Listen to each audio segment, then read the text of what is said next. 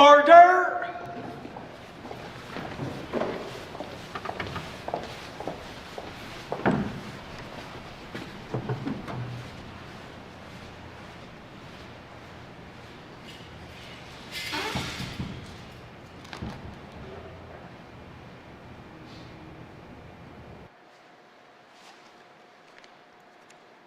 First of all, I want to say good morning to you all. It's been a pleasure working with you, and I'm looking forward to go back home this spring and summer and do my out on the land traveling.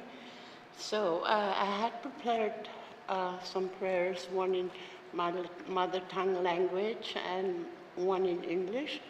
The English one does not translate my language, so here it is. God kingit kayawutin, kingaktugut, nunat siame kawamat kutigut, apekhigun ukwat atangoyat, tilirlugit, malinakoblugit, tamaita pitkoyatin inuit nunaptingni atikun. Apekhigi iptigin, bilwachimayun, bilwachimang mata, hawakoblugit, nakuyumik, ublok taman. Kingaktugut, ilihimay nakublugit, bitkoyatin nakuyut. Kingaktugun, at kit biblugo Jesus Christ ikun. Amen. O Heavenly God, our Father in heaven, we pray for all the resources and the creativity needed to fill the intentions of God in the Northwest Territories. We pray for our government leaders. Blessed is the nation whose God is in the Lord, the people whom he has chosen for his own inheritance. Through Jesus Christ our Lord, we pray. Amen.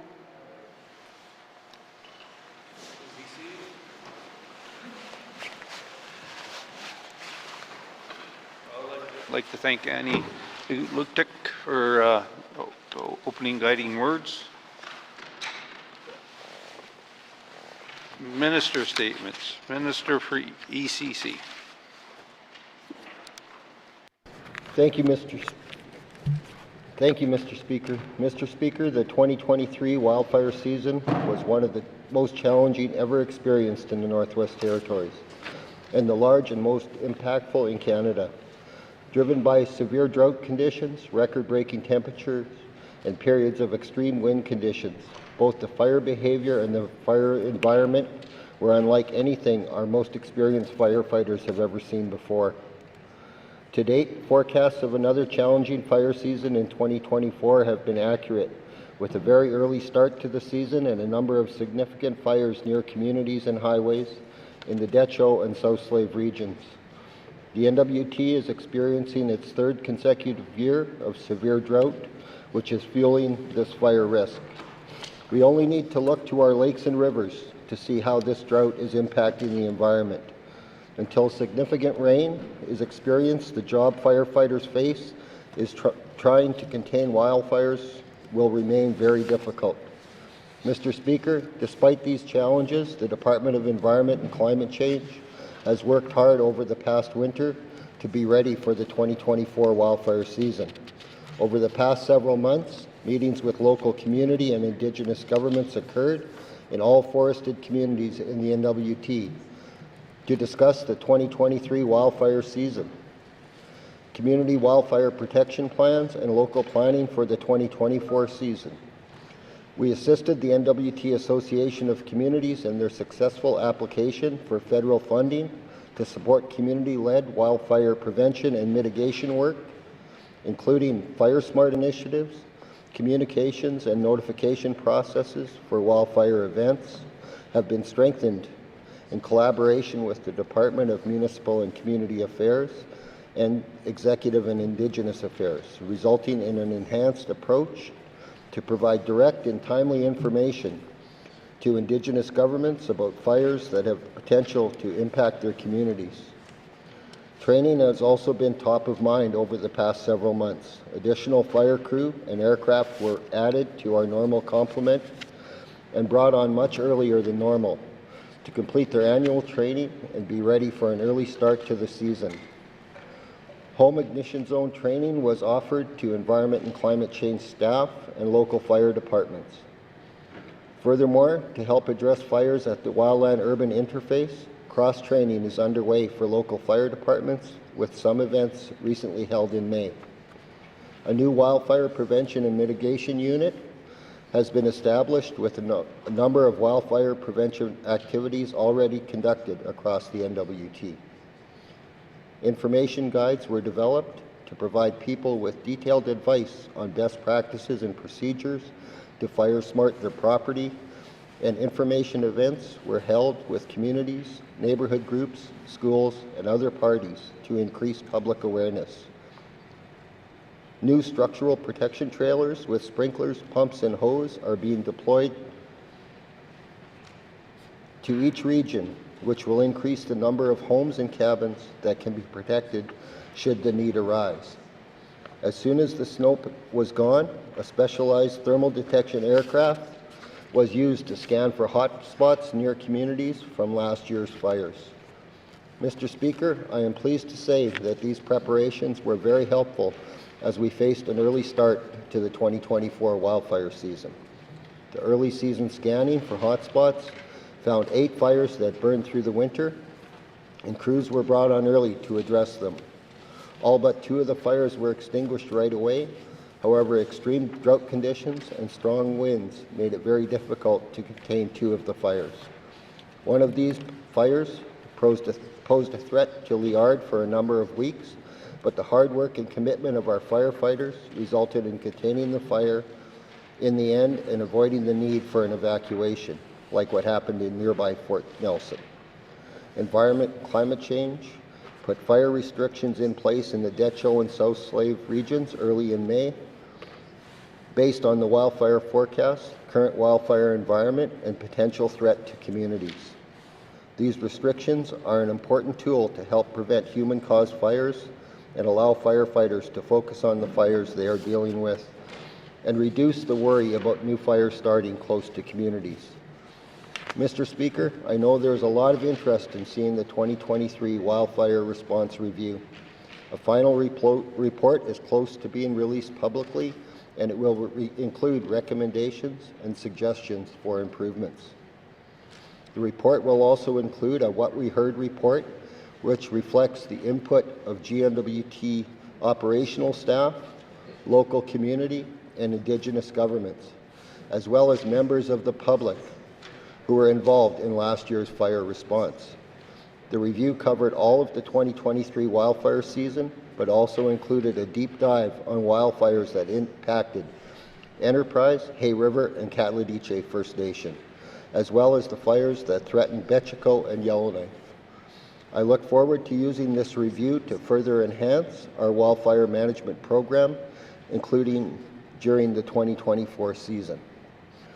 Looking ahead, I am also happy to announce that Environment and Climate Change has developed its own wildfire prevention and resilience strategy, which will complement a new national wildfire prevention and mitigation strategy.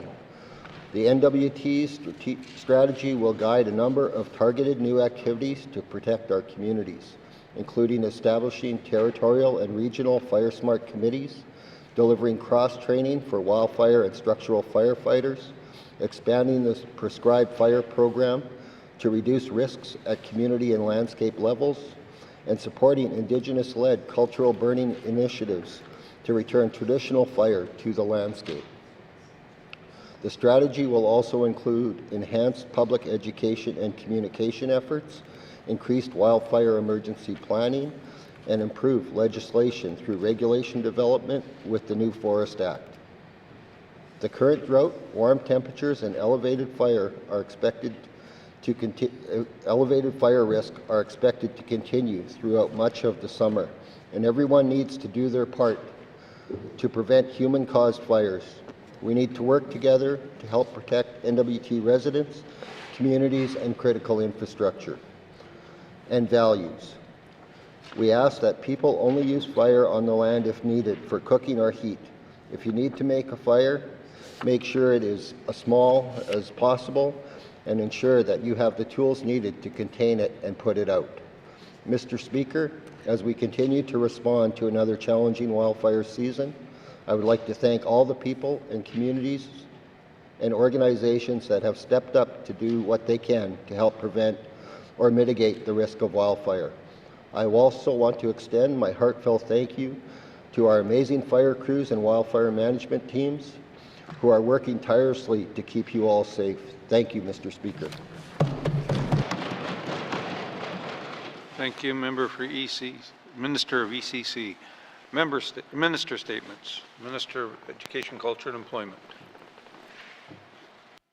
Mr. Speaker, this Legislative Assembly was clear in its desire to work together to build a strong economic foundation. Establishing a sustainable and truly strong foundation needs to be an all-of-territory effort, supporting the growth and evolution of all education and skill development sectors from early learning to post-secondary learning and trades economy to care economy. But, Mr. Speaker, we know that our economic vision is bigger than just us.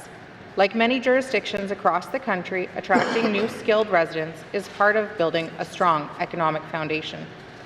Earlier this year, the Department of Education, Culture and Employment engaged with the public, employers and stakeholders on the Northwest Territories immigration strategy. This feedback highlighted immigration growth and trends that will help shape our next steps. We heard that residents feel immigration is an important economic tool that has many benefits for the Northwest Territories. For example, immigration allows employers to hire qualified staff when there are labor shortages that can lead to consistency, retention, and ultimately business growth. The Northwest Territories nominee program is the immigration program delivered collaboratively by the N.W.T and the Government of Canada that helps fill these labor shortages by attracting a skilled workforce while supporting foreign nationals with a pathway to becoming permanent residents of Canada through valuable work experience. This program also serves to empower eligible foreign nationals who want to invest in a business in the N.W.T. Mr. Speaker, for the first time ever, we are on track to potentially reach the N.W.T's federal allocation of 300 nominees this calendar year, exceeding previous annual numbers. Our target, Mr. Speaker, is to increase overall program usage and to hit our maximum allocation in the territory every year. With immigration, we will continue to attract a skilled workforce and reap the additional benefits that come with immigration, including a vibrant and diversified population. This will help ensure our economy remains competitive, with enhanced immigration being a key component to overall population growth and long-term economic development and prosperity.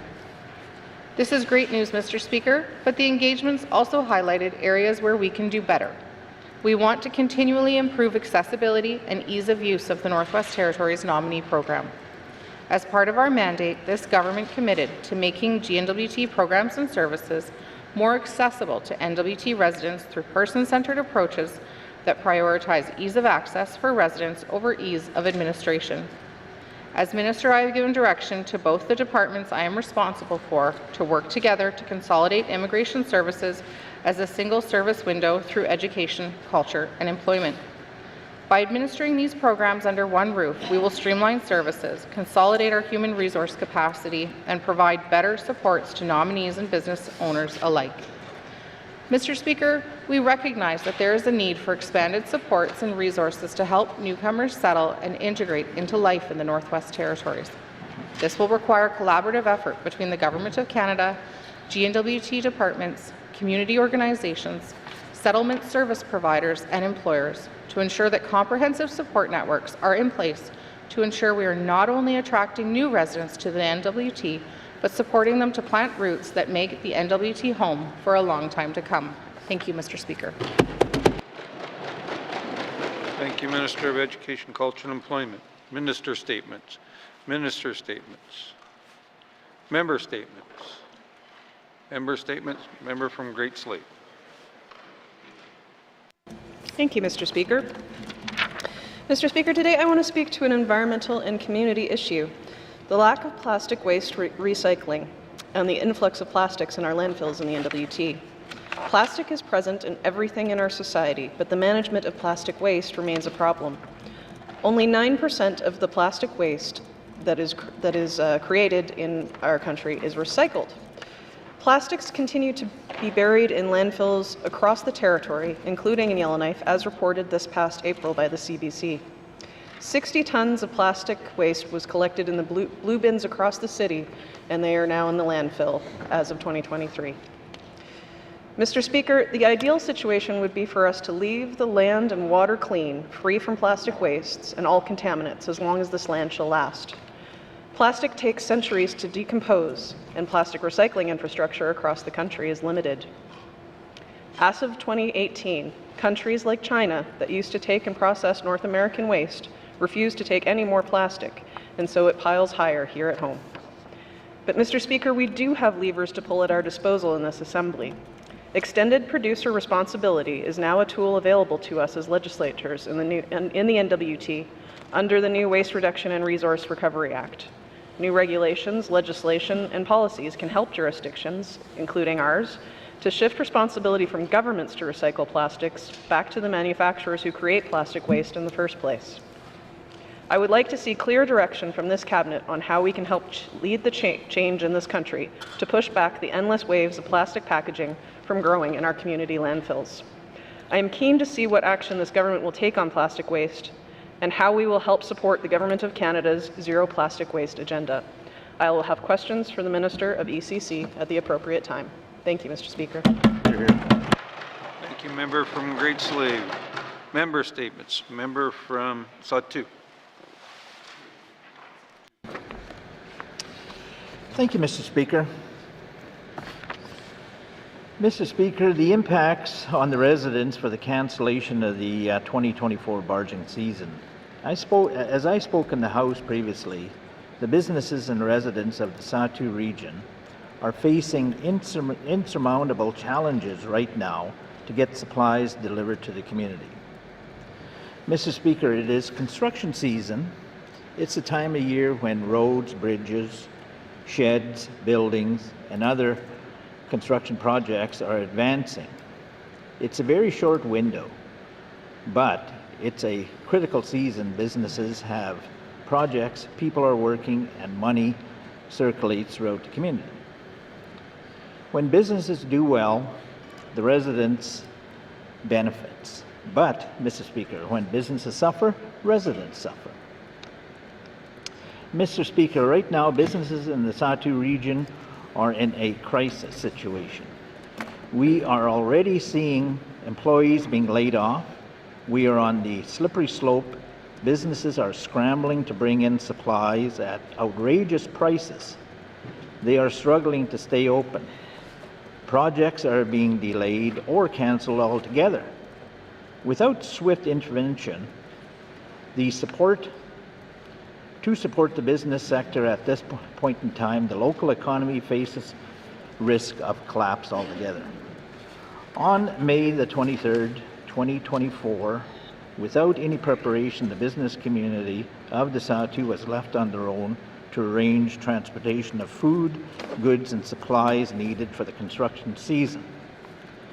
Mr. Speaker, the residents of the Satu region will inevitably bear the burden of air shipping costs. In fact, residents in the Satu are already feeling this situation.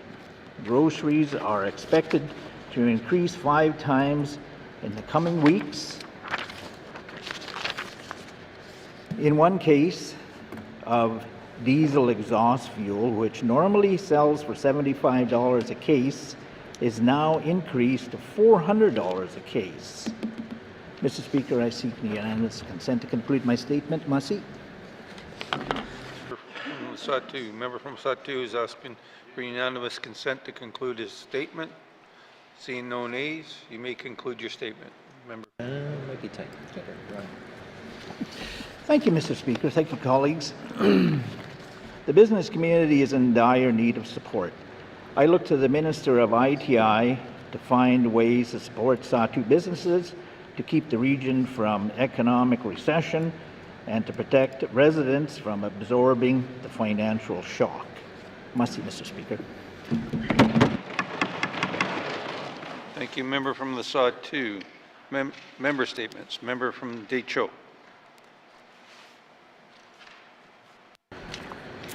Thank you, Mr. Speaker. Mr. Speaker, I represent 4 small communities, and some of my communities are entirely Indigenous. The size of my communities range from 45 to 736 or 50 people.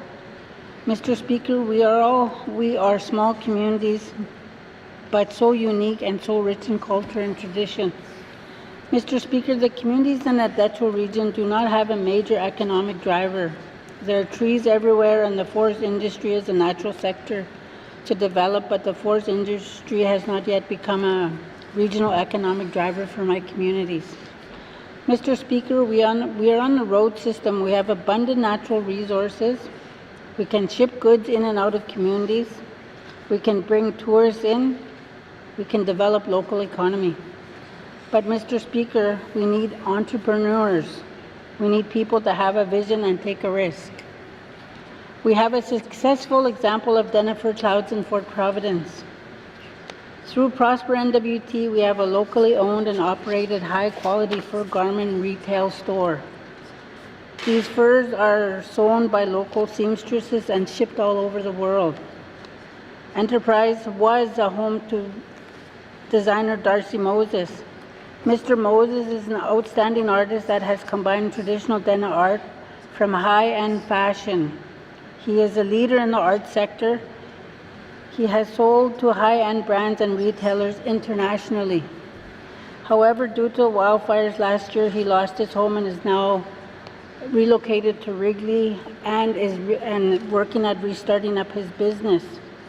Another business we have in our communities is Cameron Sapp as CMMS Mechanical Services that started up, and Cameron is really getting going, so I have to wish Cameron all his success as he navigates through stuff that small businesses go through.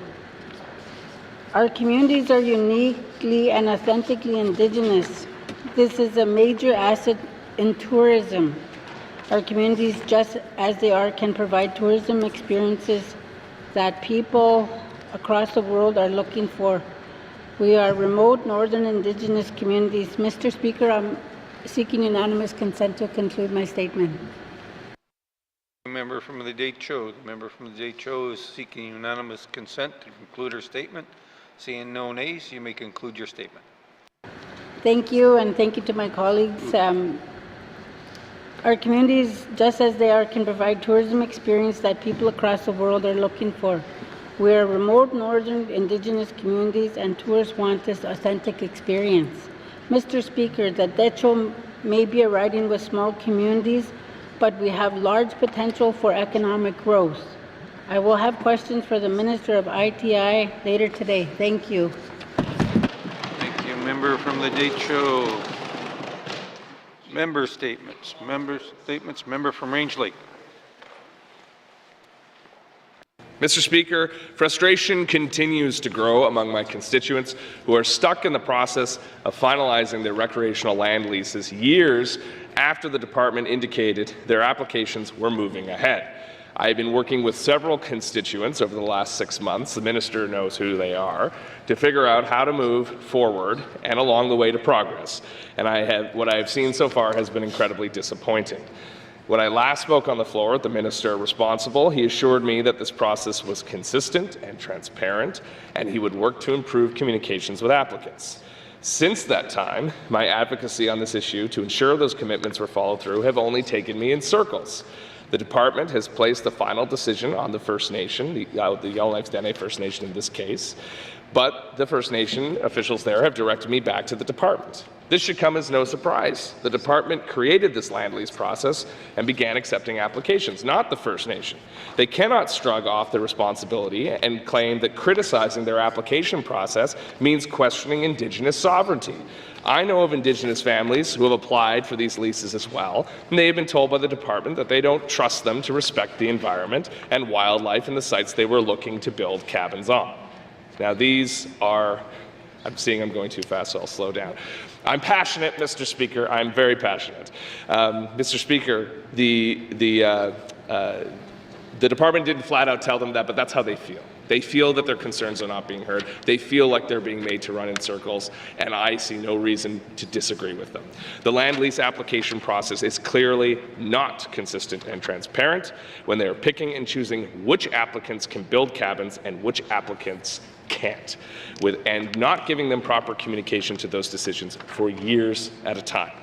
The department can't put the responsibility on Indigenous governments when it's their process and they are the ones denying, in some cases, Indigenous rights to people to build cabins on public land. If the department can't approve land leases consistently, they need to stop this process, or else more applicants will be stuck in an indefinite loop without any progress. We've made exceptions before based on promises made by ADMs to people who own a lot of property in certain areas of unsettled claims.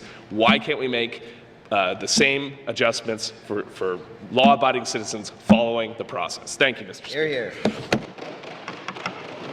Thank you. Member from Range Lake. Member statements. Member from the Mackenzie Delta.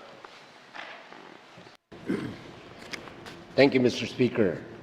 During my constituency meeting in Sigachik, Peter Ross, an elder from the community, stated that he seems to be forgotten by the government after the elections are completed. He stated that once he votes for his MLA, he does not see them for another 4 years. I do not want to be that elected official. I want to be visible and work for the constituency of my riding. But I require the assistance of this government because you too have been elected as ministers to sit on cabinet by your peers. Mr. Speaker, Peter Ross is a well-known elder throughout the region, and the N.W.T is very knowledgeable about the government process. Peter's primary concern is about the condition of his house, now and for the foreseeable future. Mr. Ross is a homeowner, and his house is over 30 years old and needs some upgrades and repairs. But being on a fixed income restricts one from living a comfortable life, let alone trying to finance his own upgrades and repairs. Mr. Speaker, Mr. Ross is speaking for all the elderly homeowners in Sigachik and the rest of the N.W.T. And I know there are elders within my riding who have similar concerns, but they do not know where to go for assistance. Why should our elderly population have to look for assistance? Should there be a program in place where the government actually approaches them and offers this assistance? Imagine if Peter Ross hears a knock on his door, and when he answers the door, a government representative is standing there and offering to inspect his house for deficiencies. But in reality, this is very unlikely to happen. Mr. Speaker, my friend Peter Ross calls me on occasion, sometimes to provide me with his concerns or just talk. And there are times he just calls to check in on my well-being, and I am very appreciative of this.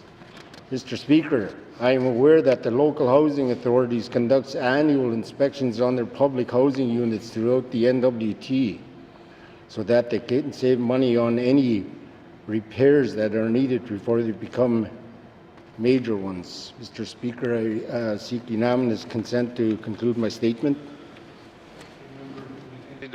Member from Mackenzie Delta seeking unanimous consent to conclude his statement. Seeing no nays, you may conclude your statement. Thank you, Mr. Speaker. Thank you, colleagues. If the government can provide housing inspections for the elderly homeowners to find deficiencies and notify the elders that there is indeed something that requires their attention right away, it will save a lot of financial burdens in the future for the elders. Looking out for the benefit of elders now will enable them to live a comfortable life knowing that someone really does care. Thank you, Mr. Speaker. Thank you, member from Mackenzie Delta. Member statements. Member from Yellowknife North. Thank you, Mr. Speaker. Mr. Speaker, garbage is a problem. My colleagues here in the House have spoken about the need to remove large amounts of hazardous waste from community landfills. This is important, and we also need to figure out ways to stop that waste from getting into those landfills in the first place. One positive local initiative by Kavanaugh Brothers, which is part of the Détencho group of companies, is to look at opportunities to prevent old tires from going into our landfills and also avoid the cost and GHG emissions from having to ship all our old tires back down south for processing. Instead, Kavanaugh is looking at creative ways we can use shredded tire material. And as of September 2022, over 200,000 tires had been shredded in Hay River and Yellowknife. So that's an example of a circular economy, which means that we try to use and repair and reuse materials as much as we can, instead of just throwing everything into a landfill and buying new things all the time. It's good for the environment, it's good for our pocketbooks, and it's good for our economy because we can turn old things into new products that are useful and could even be sold. Other ways to keep big or hazardous materials out of landfills is recycling. Currently, 11 communities in the N.W.T, from Kakiza to Norman Wells, have been able to recycle electronics and electrical products, such as lawnmowers, vacuums, power tools, even solar panels, once they've reached the end of their useful life. During the last Assembly, the Waste Reduction Act was passed, which gives us the power to introduce extended producer responsibility. So that means we could require the companies that make those products in the first place to take them back once we're done with them. That could take a lot of burden off of our communities, who are spending many millions of dollars on creating and managing landfills. If companies have to pay for and deal with the waste that they create in the first place, it could push them to make products differently, to make them last longer, with materials that are less hazardous, and make them easier to reuse and recycle. Mr. Speaker, I will have questions for the Minister of ECC. Thank you. Thank you, member from Yellowknife North. Member statement. Member from Frame Lake. Thank you, Mr. Speaker. Mr. Speaker, in 2018, Yellowknife composer Carmen Braden had an idea for a music event in Yellowknife, Northwest Territories that celebrates music on the edges. The Long Shadow Music Festival celebrates music that is wild, weird, and wonderful. Each event explores music made in the contemporary world, yet with a connection to the music that has shaped our world in the past. Northern and Canadian music are the features of the festival. Alongside special guests and featured concerts, the festival explores ideas about improvisation, composition, performance, and collaboration. Multi-genre at its core, there has been a mix of old classical, contemporary classical, jazz, songwriter, improvised, electronic, soundscape, fiddle, and Indigenous music at the Long Shadow Festival. Long Shadow Music Festival returns for the 4th time in 2024. This year's festival celebrates songs, songwriters, and string quartets. Featured performers include Cassandra Blondin-Burt, Rob Elo, LJJ, Ryan McCord, the Garneau String Quartet, Kay Sibiston, Catherine Oras, and Andrew Ball. Mr. Speaker, this year's Long Shadow Festival kicked off last night at the Sundog Trading Post and continues this evening in this very building with a performance in the Great Hall of the Legislative Assembly. The Garneau String Quartet will be playing in the Great Hall at 7:30 p.m. And thanks to contributions from a number of MLAs, including myself, I am happy to note that the concert is free for anyone to attend. The Garneau Quartet is the ensemble in residence at the MacEwan University Conservatory of Music in Edmonton. The quartet is comprised of members of the Edmonton Symphony Orchestra, so I expect this will be a world-class performance. I would also note that for classical diehards, there will be an open rehearsal in the Great Hall from 5:15 to 5:45. Bring your kids. A third concert featuring an exciting group of performers will occur this Saturday night at the Top Night, and there will be a workshop hosted by the Canadian New Music Network at Carmen Braden's studio on Sunday, June 9th. Details are available on the Long Shadow website. Mr. Speaker, thank you to Carmen Braden for her vision in bringing this exciting festival to fruition in our community. I encourage everyone to get out and enjoy the performances this weekend. Thank you. Thank you, member from Frame Lake. Member statements. Member from Toonaday-Willity.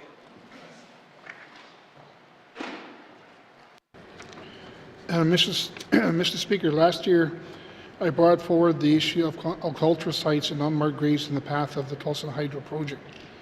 I spoke about how the community of Rush River was abandoned to provide a clear path for this hydro project, but it was never made clear how the territorial government would go about identifying cultural sites and burial grounds that could be disturbed by this project.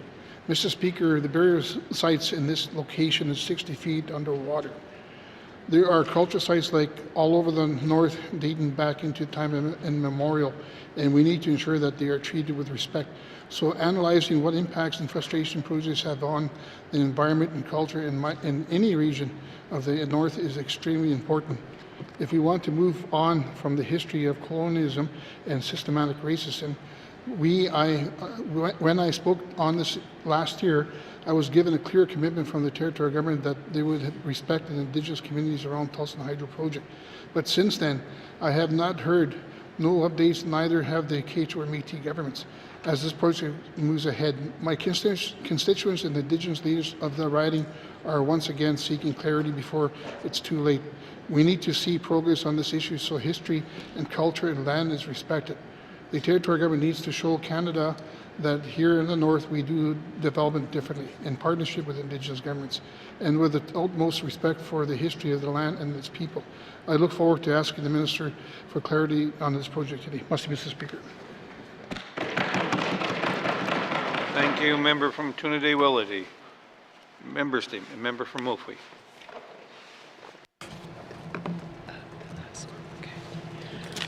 Thank you. Thank you, Mr. Speaker. Mr. Speaker, today I want to speak about an issue that has been years in the making and it's still happening now.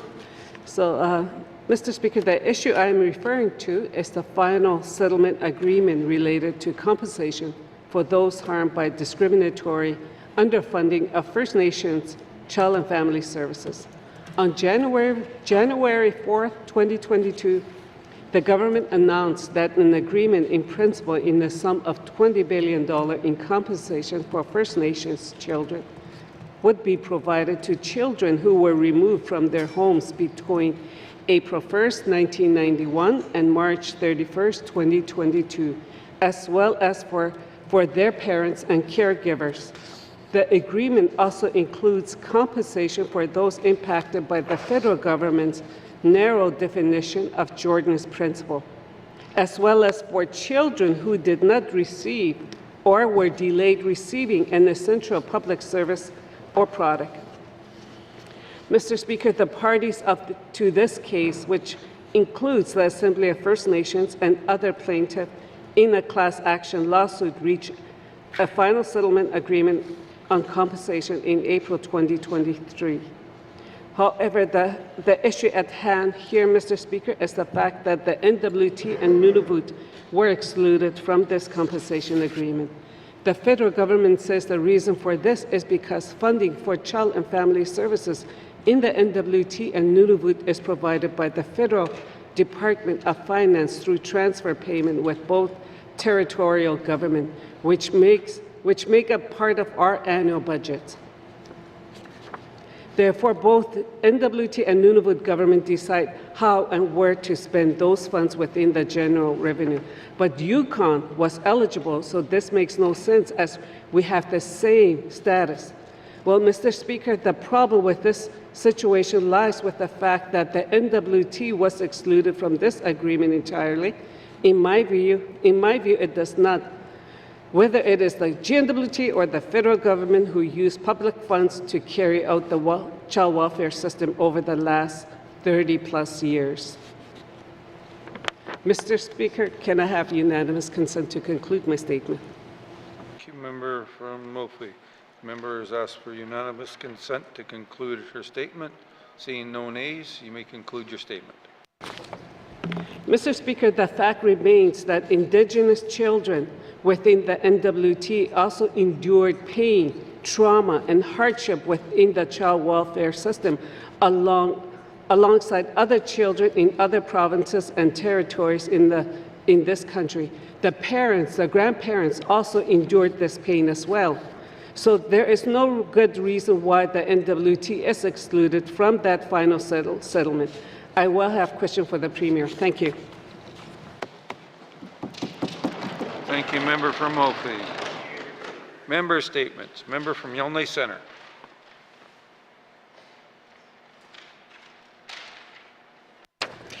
Thank you, Mr. Speaker. Firstly, and I want to make it absolutely clear, there is shelter support downtown, whereas people don't mind having the day shelter on its way. Mr. Speaker, it's a project the community does acknowledge and certainly embraces in its own way. Mr. Speaker, however, the issue has come down to and continues to be the size of the shelter. Are we building a premium shelter, the shelter to solve all problems? It's not gone big, it's not just big, it's bloated. It's going to solve every problem of the North. That's the fear of the community, Mr. Speaker. Again, I want to make it absolutely clear, because I don't want the minister and the government and even those who are half listening out there only hearing what they want to hear. No, there is no issue with the principles of having a shelter. It's the size, the monolithic structure we're going to build downtown, assuming we're going to solve everything with the one shelter, Mr. Speaker. So the community is concerned, Mr. Speaker, because we've seen what's happened with the last downtown shelter just around the corner. The moment it was established, it had impacts on neighbors, it caused further problems, and businesses felt the decline. People felt uncomfortable walking near it. It wasn't supported in the right way. Mr. Speaker, I worry this is a case of deja vu all again. Now we're going to go even 2 or 3 times bigger. And speaking of 2 or 3 times bigger, the last budget was $800,000 and now it's over $3 million. I mean, that's run by government shelters or government employees. So the question is how big is this shelter going to be? Part of the issue I'm trying to raise here, Mr. Speaker, is not just the impacts on the community of Yellowknife Centre or Yellowknife at all, is the fact that we're facing and confronting a couple of issues. The first one is regions have asked support for their shelters, and we're not giving them that chance. If there wasn't a better opportunity to support reconciliation by getting people into their communities, back to the communities where they'll be more healthy, and support those communities and regions with funding to help address their particular issues, I don't know what better an excuse or opportunity there would be, Mr. Speaker. And currently, if we send them back, not that we can just send people back, but there's nowhere for them to go. So it's a multi-pronged problem, Mr. Speaker. But to build one shelter to solve them all will never solve our problems, Mr. Speaker. Ultimately, at the end of the day, I need to emphasize the merits and the need and the principles of the shelter is not the issue. Ultimately, it comes down to the size and the weight, dumping it down in the middle of downtown and ignoring the fact of the upcoming impacts it will have on this community, including the lack of supports for our regions. Thank you, Mr. Speaker. Thank you, member from Yellowknife Centre. Member statements. Colleagues, I'd like to take this time to talk about the Canadian biomass and their awards. On April 19th, 2024, they announced this year's winners. The awards program celebrates outstanding individuals, companies, and communities working passionately to advance the country's bioeconomy. Inaugural winners will be celebrated in spring of 2024 issue of the Canadian Biomass. Awards will be given out in the following categories: Champion of the Year, Individual Award, Company of the Year, Company Award, through Leaders of the Year, Individual Award, Community Projects of the Year, Community Award, Lifetime Achievement, Individual Awards. I'd like to focus on the Community Project of the Year winner today. The award is given to an outstanding community biomass project in Canada brought online within the last 3 years. The award recognizes the community and its stakeholders who work to bring a project to fruition. And it is an open to bioheat, biofuel, and bioproducts projects from municipal and Indigenous communities, as well as community groups and associations. This year's winner was the village of Fort Simpson. They made a commitment to heat all municipal buildings with wood pellets heating, and this year they underwent 2 biomass projects: a new wood pellet boiler in the water treatment plant and connecting the community pool and gym to an existing biomass fuel distribution heating system. And speaking with the mayor, he talked about the 2 biomass projects done last year, and we're looking at doing more municipal buildings in the future. They are working closely with Arctic Energy Alliance, regional office in Fort Simpson, and who helped the village with professional advice and financial assistance. The village dug a steam line from the community hall to the swimming pool fitness center and have been tied into the mainstream plant, which normally runs on wood pellets. As well, they are just finishing off putting a wood pellet system in the water treatment plant with a big hopper for wood pellet supplies. Both projects came to be around $250,000, and they will be a major cost saving moving forward. The village is very proud and excited to be using the renewable energy to place carbon fuel, reducing CO2 emissions. I'd like to congratulate the village on winning the award and for helping to reduce the CO2 emissions. Thank you. Member statements. Member statements. Returns oral questions. Returns oral questions. Recognition of visitors in the galleries. Recognition of visitors in the galleries. Acknowledgement. Member from the Sawtooth. Thank you, Mr. Speaker. On June the 6th, the community of Toledo celebrates the heroic efforts led by Mr. Rocky Norwegian and other community members in the evacuation of the whole community and building a fire break during the 1995 wildfires that saw an aggressive movement within 1 kilometer of the community. Because of their fast actions, it saved the community. Must see, Mr. Speaker. Hear, hear. Hear, hear. Thank you. Member from the Sawtooth. Acknowledgements. Acknowledgements. Oral questions. Oral question. Member from Frame Lake. Thank you, Mr. Speaker. Mr. Speaker, I've been hearing from our local cannabis grower and producer that they're having difficulty kind of gaining a foothold in the industry, knowing that they're operating in the north. Mr. Speaker, can the minister describe, the Minister of Finance specifically, describe the policy used for supporting our local producers? Thank you. Thank you. Member from Frame Lake. Minister of Finance. Thank you, Mr. Speaker. Mr. Speaker, there is a policy in place from the Financial Management Board that supports having our local producers receive a discount on the markup. So the Northwest Territories Liquor and Cannabis Commission places a markup on all cannabis products that come for sale in the North. For our cannabis producers here locally, any cannabis producers here locally, they get a 10 percentage point discount, which equates in real numbers to being almost a 30% discount on that markup. Thank you. Minister of Finance. Member from Frame Lake. Thank you, Mr. Speaker. Mr. Speaker, would the minister commit to reviewing this policy and considering changes to ensure that our fledgling industry is given its best chance to grow and create more private sector employment in our community? Thank you. From Frame Lake, Minister of Finance. Thank you, Mr. Speaker. Mr. Speaker, I've had the opportunity to tour the facility here and meet with the producers and have heard from them that they certainly would, sounds like, prefer to see a discount on the retail end price as opposed to on the markup price. Mr. Speaker, we've certainly had that conversation many times. No doubt it would, I can't say whether it would make a difference for them. At this point, I'd need to know what their numbers are. I can commit to reviewing the policy again. We've done that in the past. We've done that in response to this industry. Prepared to review it again. As I've said, I can't commit to what it would look like. It's a Financial Management Board approved policy, but I'm happy to commit that we'll review it one more time. Thank you. Thank you, Minister of Finance. Oral questions. Member from Frame Lake. Thank you, Mr. Speaker. I appreciate that commitment from the minister. Mr. Speaker, can the minister commit to, yet again, meeting with our local producer to discuss these potential changes so we can ensure their perspective is heard as the department is reviewing it, the policy? Thank you. Member from Frame Lake, Minister of Finance. Thank you, Mr. Speaker. Certainly happy to do that. As I've said, I understand they've looked at having a retail endpoint. Our perspective has been to put it at the markup, which is really the end that we control. So to ensure that we all move forward on a policy that makes sense to everyone, if we're going to do this review, I'd be happy to meet with them and make sure that we're all speaking the same language. Thank you. Minister of Finance. Final supplementary. Member from Frame Lake.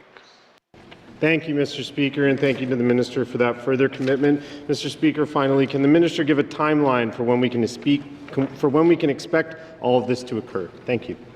From Frame Lake, Minister of Finance.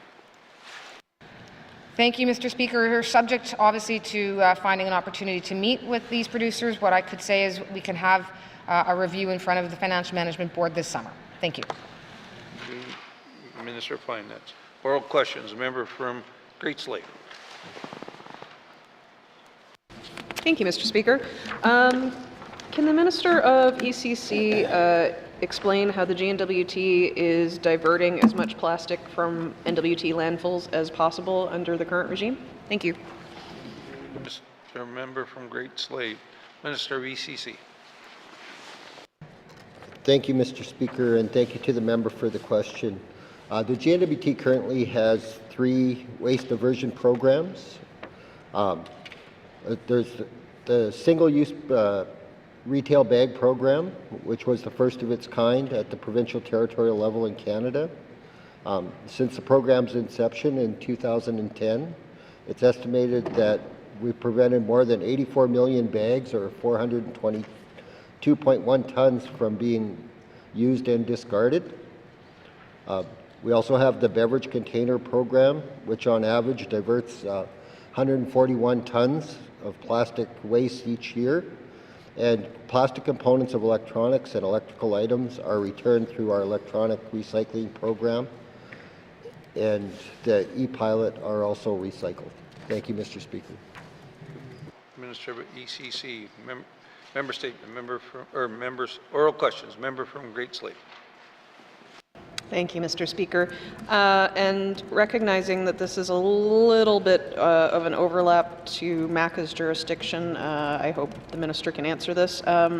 What is the GNWT doing to support municipalities on waste reduction and diversion? Thank you, Mr. Speaker. Thank you, member from Great Slave. Minister of ECC. Thank you, Mr. Speaker. Mr. Speaker, the GNWT is committed to creating 3 to 5 new expanded regulated programs by 2030 as part of the Waste Reduction Management Strategy and Implementation Plan. To date, ECC has identified used oil, tires, and expanded sites suite of electronics and electrical items. These materials were chosen primarily because they're already segregated in landfills and have been identified for their environmental risk. Work to create regulations to enable the recycling of these materials, to update existing regulations is underway and will be undertaken in the next several years. Thank you, Mr. Speaker. Thank you, Minister of ECC. Oral questions, member from Great Slave. Thank you, Mr. Speaker. And I guess more specifically to my statement earlier today, what is the GNWT doing to fully support Canada's zero waste plastic agenda? Thank you, Mr. Speaker. Member from Great Slave, Minister of ECC. Thank you, Mr. Speaker. Mr. Speaker, on the national level, the GNWT endorses the Canadian Council of Ministers of Environment strategy on zero plastic waste, which aims to reduce the harmful environmental impacts of plastic waste. Canada has also played a key role in moving toward the development and adaptation of a United Nations Plastics Treaty, this work is expected to wrap up at an international level in 2025. Once the UN Plastics Treaty is ratified, we anticipate that any outcomes and commitments will be incorporated into the future work of the Canadian Council of the Ministers of the Environment, of which the GNWT is an active member. Thank you, Mr. Speaker. Thank you, Minister of ECC. Final supplementary, member from Great Slave. Thank you, Mr. Speaker. And, you know, recognizing that this is a much bigger problem than just our jurisdiction, I appreciate that answer. Finally, will the GNWT be able to enact extended producer responsibility regulations or policies in the life of this Assembly? Thank you, Mr. Speaker. Member from Great Slave, Minister of ECC. Thank you, Mr. Speaker. Mr. Speaker, in the last Legislative Assembly, the GNWT amended the Waste Reduction and Recovery Act to enable extended producer responsibility. Before the new act can come into force, ECC will need to amend the existing beverage container regulations and the electronics recycling regulations so that these will be a priority over the next few years. The work is expected to be completed by 2026. The GNWT is committed to creating programs for used oil, tires, and the expanded suite of electronics and electrical items. ECC will consider EPR approaches for all three programs and will engage with communities, residents, and stakeholders for their input on the proposed programs and regulations. Thank you, Mr. Speaker. Thank you, Minister of ECC. Oral questions. Member from Range Lake. Thank you, Mr. Speaker. So, Mr. Speaker, I've raised the issue of recreational land leasing in this House before. It seems like we don't have a clear path forward. What has the minister been able to accomplish on his end since I've raised this leasing issue in the North Slave? Thank you. Thank you, member from Range Lake. Member from Minister of ECC. Thank you, Mr. Speaker, and thank you to the member for the question. Since I last spoke of this item in the House, Mr. Speaker, I've had the pleasure of meeting with several Indigenous governments to discuss the topic. Primarily in early March, I met with the Chief Sanguis and Chief Betsina and my staff and their staff at the YKDFN to discuss this exact topic, and at the end of that meeting, both sides have committed to ensure that our officials are going to work together and discuss the issues as we move forward. Thank you, Mr. Speaker. Minister of ECC. Oral questions. Member from Range Lake. Well, that's good. Thank you, Mr. Speaker. And that's good. It's good to work with the First Nations. It's essential to work with the First Nations. But the KHO process has obviously never been settled. So why have we been issuing these leases in the past? There are cabins out there. There are homes out there. Why have we made those decisions in the past, Mr. Speaker? Range Lake. Minister of ECC. Thank you, Mr. Speaker. Mr. Speaker, as I stand here today, I think I'm more than comfortable speaking to decisions that I've made, but I'd rather not try and stand here and explain the decisions of my predecessors. Thank you, Mr. Speaker. Thank you, member of ECC. Member from Range Lake. Yeah, thank you, Mr. Speaker. And I can respect that because I could have a lot to say about decisions of his predecessors. Mr. Speaker, will the minister have an answer for my constituents anytime?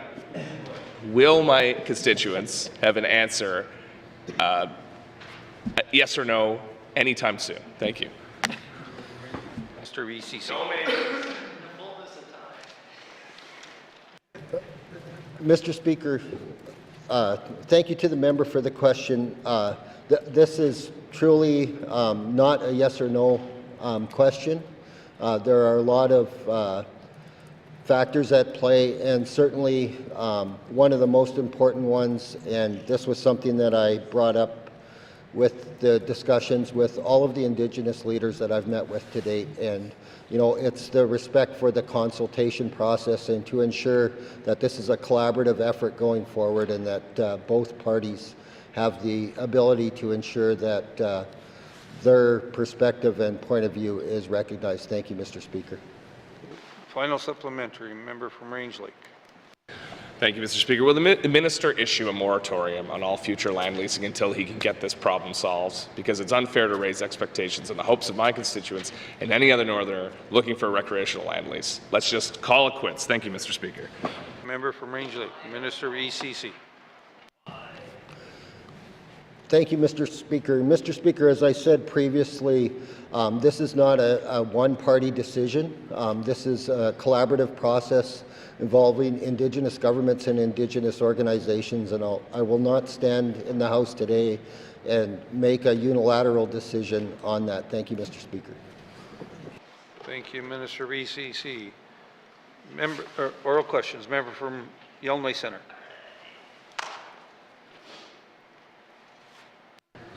Thank you, Mr. Speaker. Mr. Speaker, I have questions for the Minister of Health and Social Services with respect to the monolith challenge and impact challenge of the day shelter is going to have on the community of Yellowknife Centre and Yellowknife at large. Mr. Speaker, I'd like to ask in the context of when a road is built, we have impact funds and other types of things. similar, and that is particularly the issue. So my question for the minister specifically is now, what impact fund is being designed to support the impacts of the community of Yellowknife Centre once this giant shelter to solve all the problems in the world is built? Thank you. Member from Yellowknife Centre, Minister of Health and Social Services.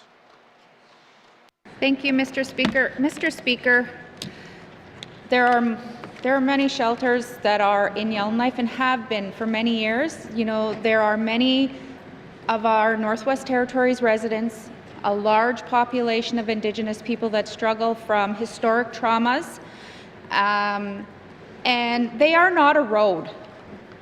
And so what we are doing here in Yellowknife is, you know, the federal government gave a large sum of money to the Northwest Territories, specifically in Yellowknife, to build, to replace, to provide a space that, you know, that was worked with the Indigenous Advisory Board. There was consultation as what it should look like, what it should do. It is to provide shelter to those people that are living in the Northwest Territories in the capital that are struggling with homelessness and addictions right now. And so right now there is no impact to the community. There are already homeless shelters here, and we are not providing impact monies to the City of Yellowknife for that. Thank you. Minister of Health and Social Services. Member from Yellowknife Centre. Thank you, Mr. Speaker. And again, I want to reaffirm the merits and principles are not the issue of the shelter, so I want to make sure we never go on a tangent in the wrong direction on that. Mr. Speaker, the last shelter that was downtown had impacts. Security cameras had to be put on buildings. Homes were threatened. People were doing things in yards. I'll leave it at that. I won't use that language. But that said, Mr. Speaker, it impacted neighborhoods and changed neighborhoods specifically.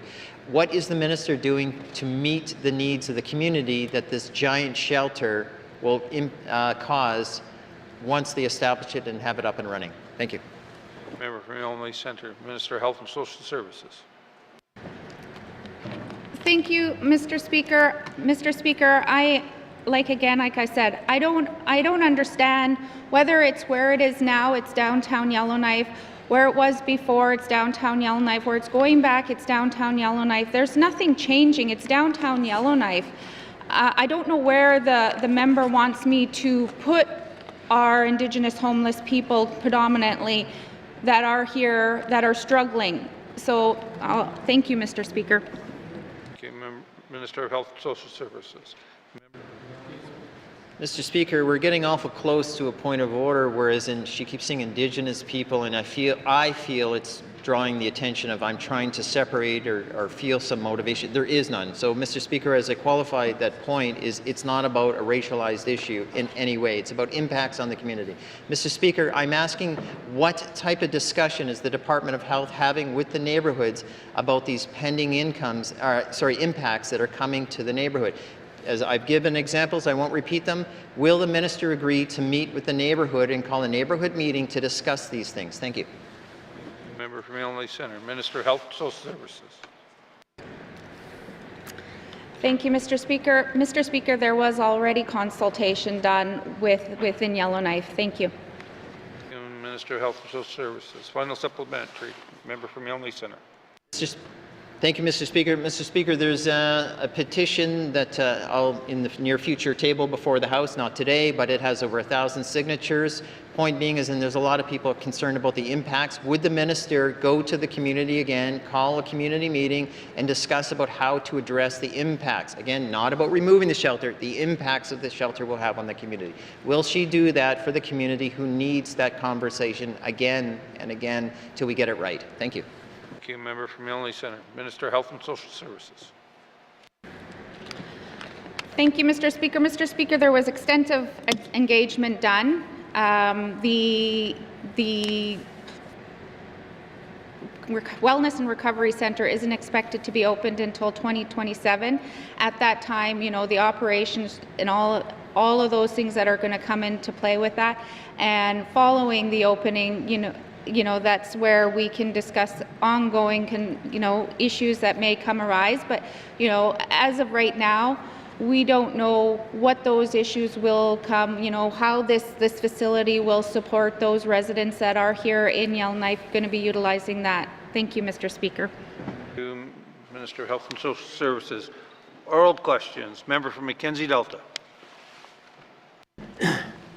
Thank you, Mr. Speaker. The elderly homeowners do not have an advocate that they are aware of. Due to this problem, their homes are neglected until it becomes a major problem and too costly to repair. My question to the Minister responsible for housing N.W.T. is, can the Minister provide an annual housing inspection for the elders so that they can take action before it becomes a financial burden on the elders? Thank you, Mr. Speaker. Member from Mackenzie Delta. Minister responsible for housing N.W.T. Mr. Speaker, Housing N.W.T. has many programs in place to help homeowners with any type of repairs they require in their homes, provided they fit the core need income threshold and the policy around these repair and maintenance programs. Thank you, Mr. Speaker. Responsible housing N.W.T. Oral questions. Member from Mackenzie Delta. Thank you, Mr. Speaker. The local housing authorities conducts annual inspections on public housing units to cut down on major costs. Can the Minister and/or the Department direct local housing authorities to have their maintenance staff conduct annual inspections on these few elders' homes within their respective communities? Thank you, Mr. Speaker. Member from Mackenzie Delta. Minister responsible for housing N.W.T. Thank you, Mr. Speaker. Housing N.W.T. can book a trip into Sigachik and other communities in the near future to meet with homeowners interested in applying for the program or requiring program assistance. We will advertise well ahead of time and also communicate with the MLA. Thank you, Mr. Speaker. Thank you. Minister responsible for housing N.W.T. Member from Mackenzie Delta. Thank you, Mr. Speaker. Can the Minister consider contracting an Indigenous government or company to conduct these inspections? This is just to bring comfort to the elders. Thank you, Mr. Speaker. Thank you. Member from Mackenzie Delta. Minister responsible for housing N.W.T. Thank you, Mr. Speaker. We recently signed a collaborative agreement with the Gwich'in Tribal Council with Housing N.W.T., so this might be an opportunity to work with them and work with the elders in the communities for home ownership repair. Thank you, Mr. Speaker. Minister responsible for housing N.W.T. Final supplementary. Member from Mackenzie Delta. Thank you, Mr. Speaker. Thank you to the Minister. I am aware of the agreement. Can the Minister provide programs that these elders are eligible for and provide those directly to the homeowners by mail? Thank you, Mr. Speaker. Member from Mackenzie Delta. Minister responsible for housing N.W.T. Thank you, Mr. Speaker. We have a number of programs with Housing N.W.T. to encourage elders to age in place, including our preventative maintenance program, our repairs program, our mobility program, our seniors program specific to seniors, and we also have an emergency repairs program. We can provide this information to the MLAs and all the MLAs. Thank you, Mr. Speaker. Thank you, Minister responsible for housing N.W.T. Oral questions. Member from the Decho. Thank you, Mr. Speaker. My questions are for the Minister of ITI. Denver Clouds is a successful example of a locally owned and operated business. How is this department working with Prosper N.W.T. to expand subsidiaries into other communities? Thank you. Member from the Decho. Minister for ITI. Thank you very much, Mr. Speaker. Mr. Speaker, I would definitely like the opportunity to see a lot more entrepreneurship across the territory, especially ensuring that we're supporting the development of entrepreneurship in our small communities. With the subsidiaries that currently fall under Prosper N.W.T., they employ roughly 8 full-time positions. annually, and they cost Prosper N.W.T about $1.3 million a year. And so one of the goals that I have throughout the term of this Assembly is to work with the very skilled board members of Prosper N.W.T who bring a lot of entrepreneurial experience with them in order to ensure that we're making or creating an opportunity for these subsidiaries to become as independent and sustainable as possible. Thank you. Thank you, Minister of ITI. Oral questions, member from Decho. Thank you, Mr. Speaker, and thank you to the Minister for that. What tourism development or economic development initiatives have taken place in my region, the Decho region? Thank you. Member from Decho, Minister ITI. Thank you, Mr. Speaker. Mr. Speaker, within the Decho region, ITI spends about $1.3 million, and that's divided up between community futures to the tune of about just over $200,000 through the community transfer initiative to the tune of about $150,000, seed contributions at roughly $734,000, economic diversification using the Northern Food Development Program at almost $57,000, the Canadian Agriculture Program, as well as other various contributions account for almost $165,000 as well. Thank you very much, Mr. Speaker. Minister of ITI. Member from Decho. Thank you, and thank you to the Minister for that response. Now, how does the department work with successful artists and entrepreneurs to encourage more of the development of more entrepreneurs? Entrepreneurs. Thank you. From the Decho, Minister of ITI.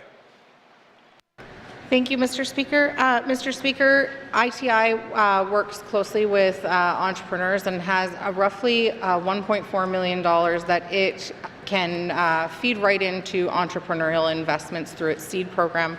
In addition to that, I'd also like to mention that roughly the same amount is invested in the arts over at the Department of Education, Culture and Employment. But in addition to investing in entrepreneurs through programs like that, specific to artists, the Department of Industry, Tourism and Investment also has some very unique programs to try to help grow artists across the territory and also expand their reach beyond their community and beyond the borders of the Northwest Territories. So, for example, Take the Artist to Market is a program where artists are actually going as far as down to Santa Fe later this year in order to be able to sell product.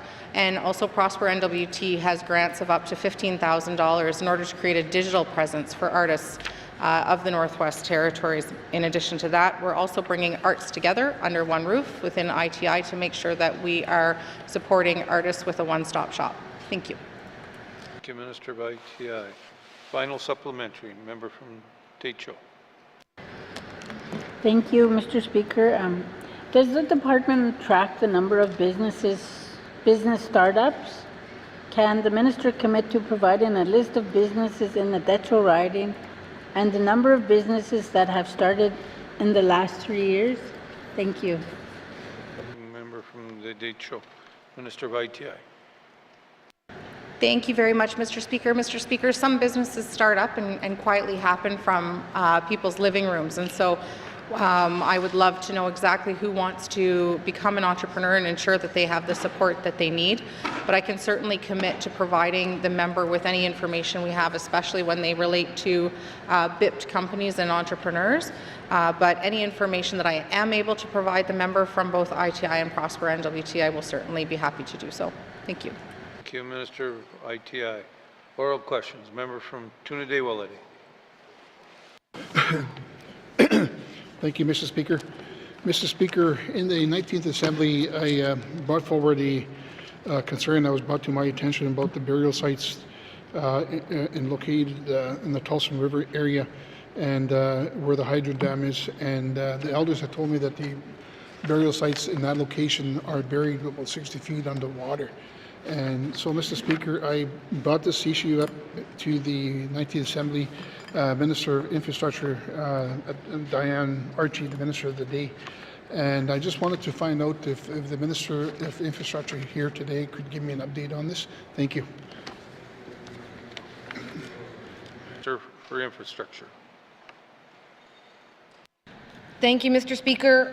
Mr. Speaker, I have some good news to report in a broad sense. The project for the Charleston watershed area and the potential expansion of Charleston is proceeding under an MOU, and it's an MOU that involves the Acacho First Nations as well as Métis governments of the region and in the Charleston watershed.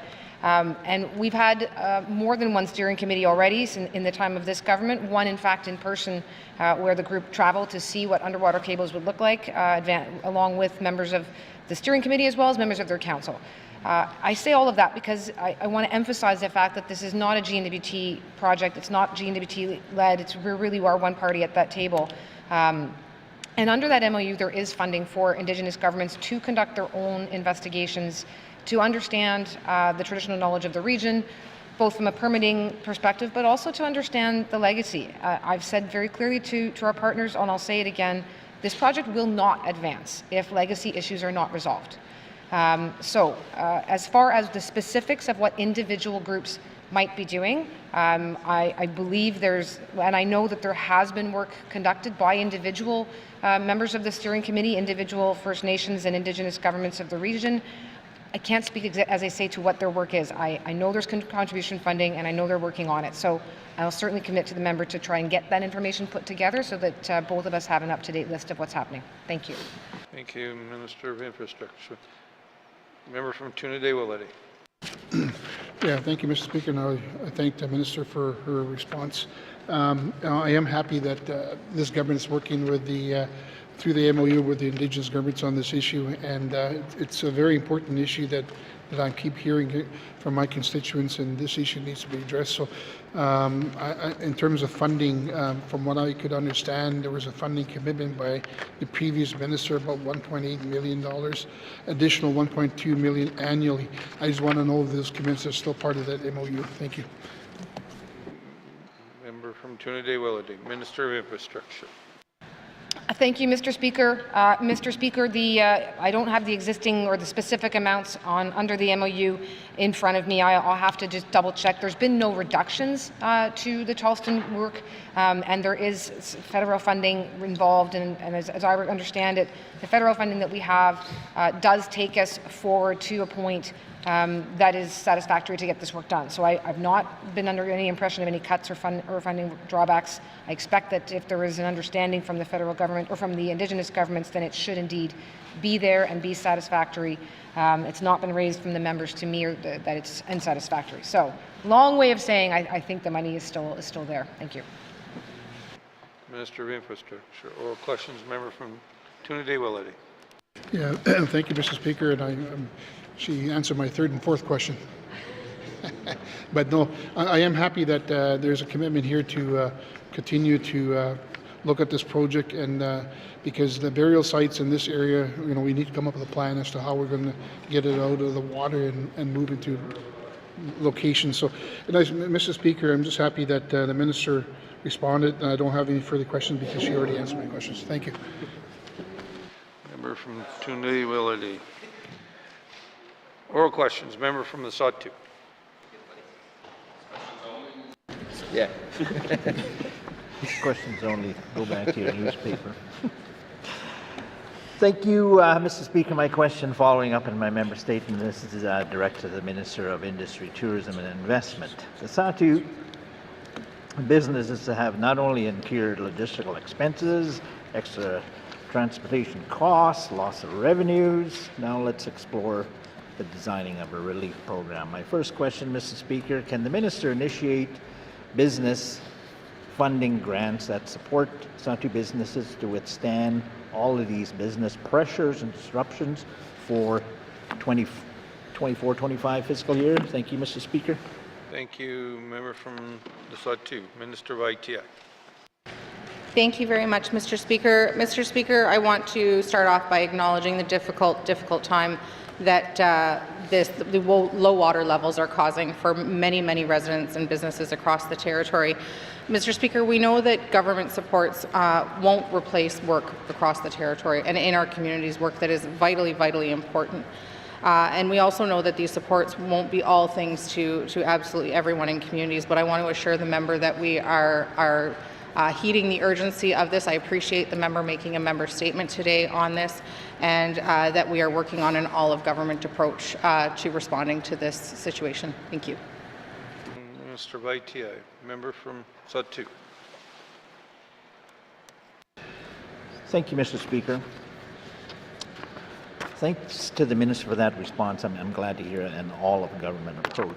We need all hands on deck here for this situation. Hear, hear. Can the Minister provide interest-free loans to the Satu businesses to support cash flow to cover inventory and operating expenses for the Satu region? Thank you, Mr. Speaker. Thank you. Member from the Sud-2, member from ITI. Thank you very much, Mr. Speaker. Mr. Speaker, in regards to interest-free loans through Prosper N.W.T, they do not have currently the authority to offer these to businesses. However, this is definitely something that through this all-of-government approach to looking how we can respond to this situation, we are considering all tools that are available to us in our toolbox. Thank you. Minister of ITI. Oral questions, member from Sud-2. Must Cho, to the reply of that, it's very encouraging to see that we are here to support our business community. Mr. Speaker, my third question to the Minister, can the Minister immediately freeze loan payments owed to Prosper N.W.T from businesses in the Satu region without penalty for a period of time to weather this financial storm? Masi? Member from the Sud-2, Minister of ITI. Thank you, Mr. Speaker. Mr. Speaker, Prosper N.W.T, I can confirm for the member is currently working with ITI and reaching out to affected clients to discuss immediate needs, such as interest-only payments or other accommodations to help clients as necessary. I can also confirm for the member that Prosper N.W.T has already approved interest-only payments for a client in the Satu with multiple loans, resulting in significant monthly cash flow savings. Thank you. Thank you, Minister of ITI. Final supplementary, member from Sud-2. Final two, Mr. Speaker. Excuse me. Can the Minister work with the Education, Culture and Employment Department to provide supports to Satu businesses to maintain their employees during this challenging time? Merci, Mr. Speaker. Thank you, member from Sud-2, Minister of ITI. Thank you very much, Mr. Speaker. Mr. Speaker, I can confirm that I have reached out to the Minister of Education, Culture and Employment, and although departments don't currently have a specific program like this at this time, ITI is working with ECE along with other departments to determine what sports are available, how they can use the tools in their toolbox to ensure that we are responding to the needs of businesses in the Satu region. Thank you. Thank you, Minister for ITI. Oral questions, member from Mophie. Thank you, Mr. Speaker. Mr. Speaker, we all know of someone in our communities who was in child welfare system. Some parents or grandparents pass on without seeing the children. This is sad, as many families long to see the children, maybe just to say, I love you, hug them, or ask for forgiveness. With that in mind, Mr. Speaker, I want to ask the Minister, in reference to my member statement, can the Premier explain in as much detail as possible why the N.W.T was excluded from the final settlement agreement related to the compensation for those harmed by discriminatory underfunding of First Nation Child and Family Services? Thank you. Member from Mophie. Mr. Premier. Thank you, Mr. Speaker. So this settlement stemmed from a complaint to the Canadian Human Rights Tribunal by the Assembly of First Nations and an additional society. I can't recall the name right now. This process that was in 2007, and it was finally in 2023 that the agreement was settled after the Human Rights Tribunal ordered Canada to pay a certain amount, which they appealed. It was then confirmed. From my understanding, because we are not a party to this lawsuit, we had no option to opt into this, but the program, the First Nations Child and Family Services Program, applied in all provinces and the Yukon except Ontario. In Ontario, there was a cost-sharing agreement with the province for the provision of child and family services on First Nations reserve, and there was also a federal agreement with Alberta and BC to provide child and family services to certain First Nation reserves, and a similar agreement was in place in the Yukon as well. And so, for whatever reason, it's those provinces and territories who fit that criteria that the complaint was made on behalf of. So I've dealt with this as a constituent issue myself because the thought that this is not fair to people in the Northwest Territories who have been through the system is one that is shared by many in the territory. And I think I agree with the member that we should have been involved in this. We should have been part of this as Nunavut as well. But the fact is that the tribunal, the complaint to the tribunal did not include us. So it was a decision of those making the complaint to not include the Northwest Territories. Thank you. Member from Ophi. Yes, thank you. Thank you, Mr. Speaker. I thank the Premier for the answer. And it would be nice to know who was the Premier in 2007. And maybe Mr. Hockey was a regular MLA as well. So somebody didn't do their job here. So, Mr. Speaker, can the Premier explain whether there is anything within his powers, within his powers as Premier that may be available to him to intervene in this final settlement agreement to include affected N.W.T residents within the recipients of cases? Thank you. Thank you, member from Ophi. Mr. Premier. Thank you, Mr. Speaker. As I stated, this was a decision by the Canadian Human Rights Tribunal, which I have no influence over. It was ended up with an agreement agreed to by the Government of Canada, and so I have no ability to open up that agreement, which was the result of 16 years essentially of litigation. So no, unfortunately, the answer is no, as far as I know. Thank you. Mr. Premier. Oral questions, member from Ophi. Mr. Speaker, if there's a will, there's a way. Okay, so, and I know that they could do it. Yes. And Nunavut has a good president too, Nathan Obent. I'm sorry I said his name, but they can do it. So, Mr. Speaker, will the Premier acknowledge that there were individuals within the N.W.T child welfare system between 1991 and 2022 who endured the pain, trauma, and hardship from the N.W.T's child welfare system, similar to what people endured under the federal system pertaining to this case? That's just more of a comment. So, Mr. Speaker, will the Premier commit to yes, I'm getting to it. Mr. Speaker, will the Premier commit to re-examine this case and reconsider whether N.W.T residents in the child welfare system under the same time frame deserve some level of compensations as individuals in other jurisdictions receive under the settlement agreement? Thank you. Member from Ophi. Mr. Premier. Thank you, Mr. Speaker.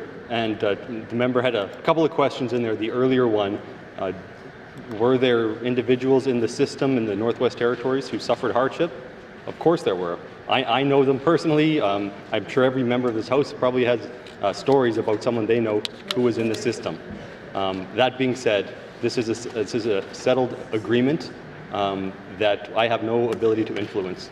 We would likely need changes to, or potentially need changes to federal legislation. We would need the Human Rights Tribunal to be on board, the Government of Canada, I'm assuming. So where there's a will, there's a way, but there needs to be a will beyond just the will of the Northwest Territories and Nunavut. There needs to be a will among all of the parties involved, and it's much, much larger than just the Northwest Territories. Thank you. Oral questions. Member from Yellowknife North. Thank you, Mr. Speaker. My questions are for the Minister of ECC. So the Waste Resource Management Strategy and Implementation Plan, which was released in 2019, identifies 3 types of waste to focus on: as the minister mentioned earlier, used oil, tires, and electronics.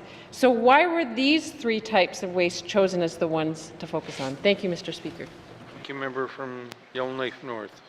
Minister of ECC. Thank you, Mr. Speaker, and thank you to the member for the question. These three items were primarily chosen because they're already segregated in landfills across the N.W.T. Many of the electronics and electrical devices that are sold worldwide currently contain large amounts of plastic. Modern-day tires contain synthetic rubber at a rate of about 24%, which is a plastic polymer. So that is why that was added to the list. And used oil is certainly an issue across Canada, and as part of the environmental effort, finding ways to recycle that is certainly a high priority. Thank you, Mr. Speaker. Thank you, Minister of ECC. Oral question, member from Yellowknife North. Thank you, Mr. Speaker.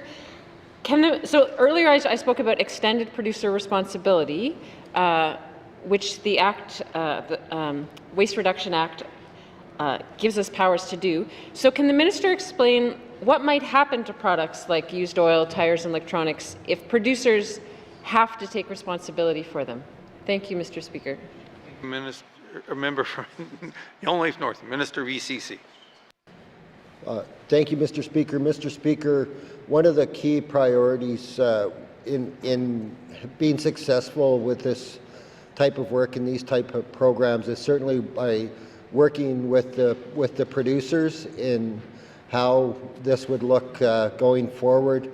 But I think another really important area that we need to consider as a government is, not trying to reinvent the wheel here.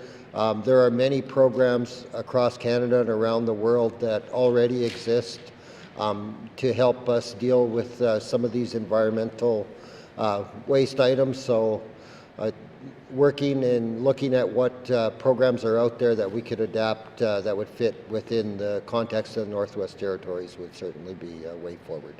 Thank you, Mr. Speaker. Thank you, Minister of ECC. Member from Yellowknife North. Thank you, Mr. Speaker. So how is the department engaging with producers who might make these types of products, distributors who are bringing them into the N.W.T, or even local businesses who are selling them? Thank you, Mr. Speaker. Member from Yellowknife North, Minister of ECC. Thank you, Mr. Speaker. Mr. Speaker, as I said earlier, we want to work collaboratively with the producers in developing the regulations and the programs around this, and ensuring that we're also engaging with the stakeholders through the segment. Thank you, Mr. Speaker. Thank you, Minister of ECC. Final supplementary, member from Yellowknife North. Thank you, Mr. Speaker. So if there's a local business or a nonprofit that's interested in taking these products or taking waste products and creating something new out of them that would, instead of having them go into a landfill, is any startup funding available from either ECC or other departments to help them get a project like that off the ground? Thank you, Mr. Speaker. Thank you, member from Yellowknife North, the Minister of ECC. Thank you, Mr. Speaker. Mr. Speaker, I'm very happy to say yes, that there are a couple of funding options that I can currently reference right at this time. So ITI provides a seed funding option that they're always anxious to support this type of activity and new entrepreneurial opportunities within the Northwest Territories. And there's also the Waste Reduction and Recycling Initiative through the Department of ECC that has funding available to support this type of activity. Thank you, Mr. Speaker.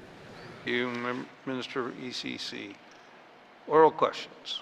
Oral questions, member from Yellowknife Centre. Thank you, Mr. Speaker. Mr. Speaker, NGOs have been advocating to me to not support the current budget as presented. They feel that, in their words, that they're getting lip service on their issues, their multi-year agreements are largely ignored, and inflationary cost issues continue to be a challenge and are not recognized for the merits that they're trying to explain. So, Mr. Speaker, NGOs are worried. Ultimately, the question for the Finance Minister is what is she demonstrating in this budget that we are meeting those particular needs and challenges that NGOs are facing, and what message of hope is she expecting me to sell them? Thank you. Minister of Finance. Thank you, Mr. Speaker. Mr. Speaker, going to bat to ensure that multi-year funding agreements are available is certainly something that I've already fought for, and that is now quite widely available, and will certainly be doubling that message, as I know my Deputy Minister already has with his colleagues at my request, that multi-year funding agreements are available. They've been available for the government for a long time. They come with the caveat that we only approve budgets here once a year. That applies to every department and everything we do, including the contribution agreements we have with NGOs. But certainly, to the extent that we can have programs, that are funded or performed by an NGO, there's some that is very simply obvious that they're very likely that they're going to continue to get support. There are those multi-year agreements. If it's federally funded, I have no control over that. Federally funded agreements, we can't have multi-year agreements because of the federal rules on that. As far as, again, and allowing NGOs to go and to speak to the department that provides them a contribution agreement. There too, there has been a change in the last government allowing there to be forced growth submissions on behalf of those providing these essential services. Individual departments will provide each of those agreements with their individual NGOs who are providing services on their behalf. So I'd like to know if there's one that hasn't seen that kind of an opportunity, then I can get to speaking to them on a one-on-one basis, or the relevant department can. Thank you. Minister of Finance, member from Yellowknife Centre. Thank you, Mr. Speaker. I'll provide that specific to the minister. She's asked me who, I'll let her know. Mr. Speaker, she is in charge of FMB policies, which are the overarching financial policies. Would the minister open up a discussion with NGOs to ensure that our financial management policies do actually reflect their needs? So in other words, things like multi-year agreements are the standard unless, and that type of discussion. So in other words, would the minister be willing to open up that type of discussion to the NGO groups? Because we met with them right after getting elected and they're feeling largely ignored. Thank you. Member from Yellowknife Centre, Minister of Finance. Thank you, Mr. Speaker. Mr. Speaker, while I may be responsible for financial management, board management, the Premier's office is responsible for the relationship with NGOs, and right now, in EIA's business plans for the next 4 years, there's a significant amount of work planned out to happen in this space to ensure that there's the advisory group that is formed to provide exactly the kind of feedback that the member is asking, and that the recommendations from the report of, I believe, 2023 can be looked at towards implementation. Thank you. Finance. Oral questions. Member from Yellowknife Centre. Thank you, and I appreciate that. And the minister didn't say away as in, "Hey, I'm trying to school you." The Premier, I appreciate you pointing it out that yes, it does involve the minister. So I'm saying I recognize and appreciate her tone on the response. That said, though, she is in charge of FMB, which is the overarching financial policies. That's why I directed the question directly to her, Mr. Speaker. Again, perhaps maybe I can approach it this way: NGOs don't feel they're being recognized in this budget, and they feel that they're being overlooked. And I guess my question comes down to is, when do we ask ourselves the tough question through finance, that is why are we using them if they don't feel appreciated? Thank you. Minister, or member from Yellowknife Centre, Minister of Finance. Thank you, Mr. Speaker. Mr. Speaker, there are a great many struggles across this Northwest Territories right now, whether it's the public service that's struggling, whether it's NGOs delivering services that are struggling, whether it's residents who are struggling. Residents in the Sawtoo right now are struggling. So it is difficult to have a line item or an announceable in a budget that addresses every single one of the struggles that we are having in the Territory right now, coming off of 4 years of struggle. There's a lot of struggle. No, there is not a line item that says this NGO. There's not a line item for individual NGOs. Individual departments must go and work with those providing essential services on their behalf. It is recognized in the sense that it's recognized in the business planning process. Significant attention is put to this regard because it now sits at EIA, which is the coordinating body that essentially coordinates every single other department, so that when departments are out there working with NGOs, working in that space, it's front and center for the government right now. It really is, again, it's really in the purview of the Premier's office, which is really the highest office it could possibly be in for this attention. So there's not a line item. But I've spent a lot of time trying to say that in a budget of $2.2 billion, 95% of that work will not get an announceable in the budget speech. 95% of that work won't have a line item.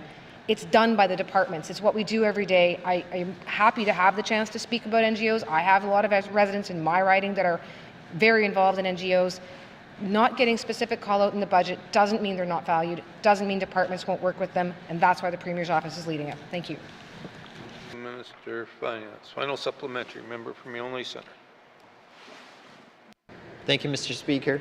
Mr. Speaker, just quickly back to the policy issue about revisiting or having a discussion. Can we get a sense of when maybe the Finance Minister could have that type of open dialogue so we can, again, I'm trying to send a message of hope here, and I'm looking for a little inspiration, so if she could kind of help me guide them and say, you're going to have valuable input on core funding, inflationary issues, and multi-year agreements that will carve into stone so we can move forward as the format. And I'm hoping she can give me that hope and inspiration. Thank you. Hope. Hope. Thank you, member from Yellowknife Centre. Minister of Finance. Thank you, Mr. Speaker. Mr. Speaker, something that I started doing last government and very much looking forward to getting back into when we're not in a post-election budget cycle is to do budget dialogues. The budget dialogues was an opportunity to sit down with NGOs, for example, and it was actually out of that was first the notion of getting to a place where we could have forced growth submissions for NGOs came from, and it was then supported and driven by MLAs. So it was an example, firstly, of success from the budget dialogues, and frankly, success from a consensus approach to budgeting. So looking forward to getting back to that process this spring in advance of the 25-26 year. Thank you. Thank you. Minister of Finance. Oral questions. Oral questions. Written questions. Written questions. Return to written questions. Return to written questions. Reply to the Commissioner's address. Replies to the Commissioner's address. Petitions. Petitions. Reports of committee on the review of bills. Reports on committee of review of bills. Reports on standing and special committees. Reports on standing and special committee. Tabling of documents. Minister of Justice.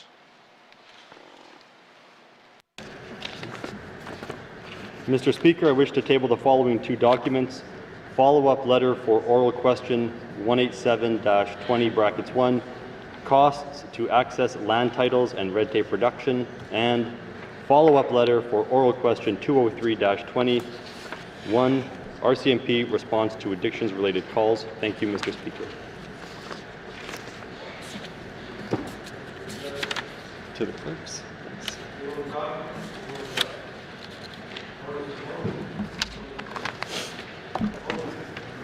Hey, well, Eddie.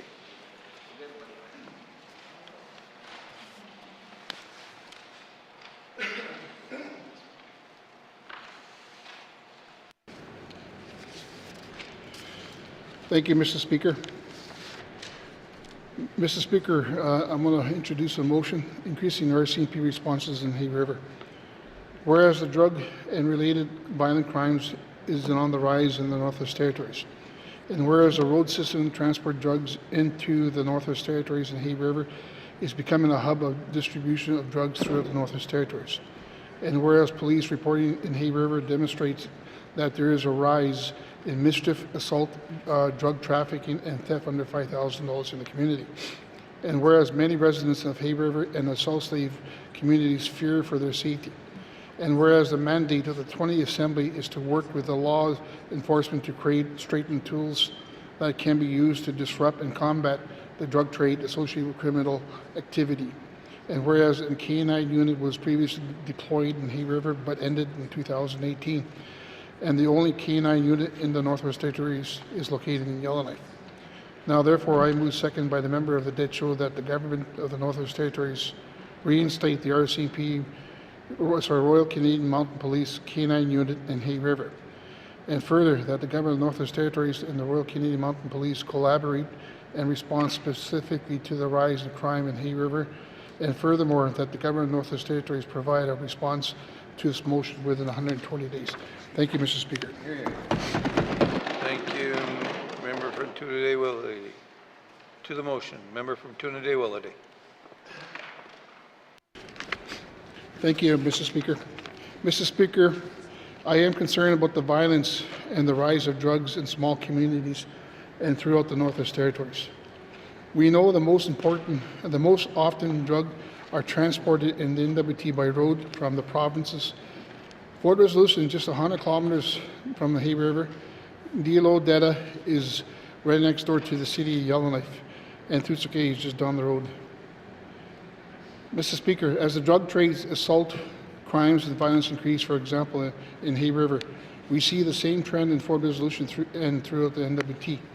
Assault, possession of firearms and drug trafficking are becoming more common occurrence in small communities and in the N.W.T. Mr. Speaker, monthly police reports for the community Hay River and shows mischief and assault are very common. Since December 22, there have been an average of 53 calls a month related to mischief, over 1.5 calls every single day in Hay River related to mischief.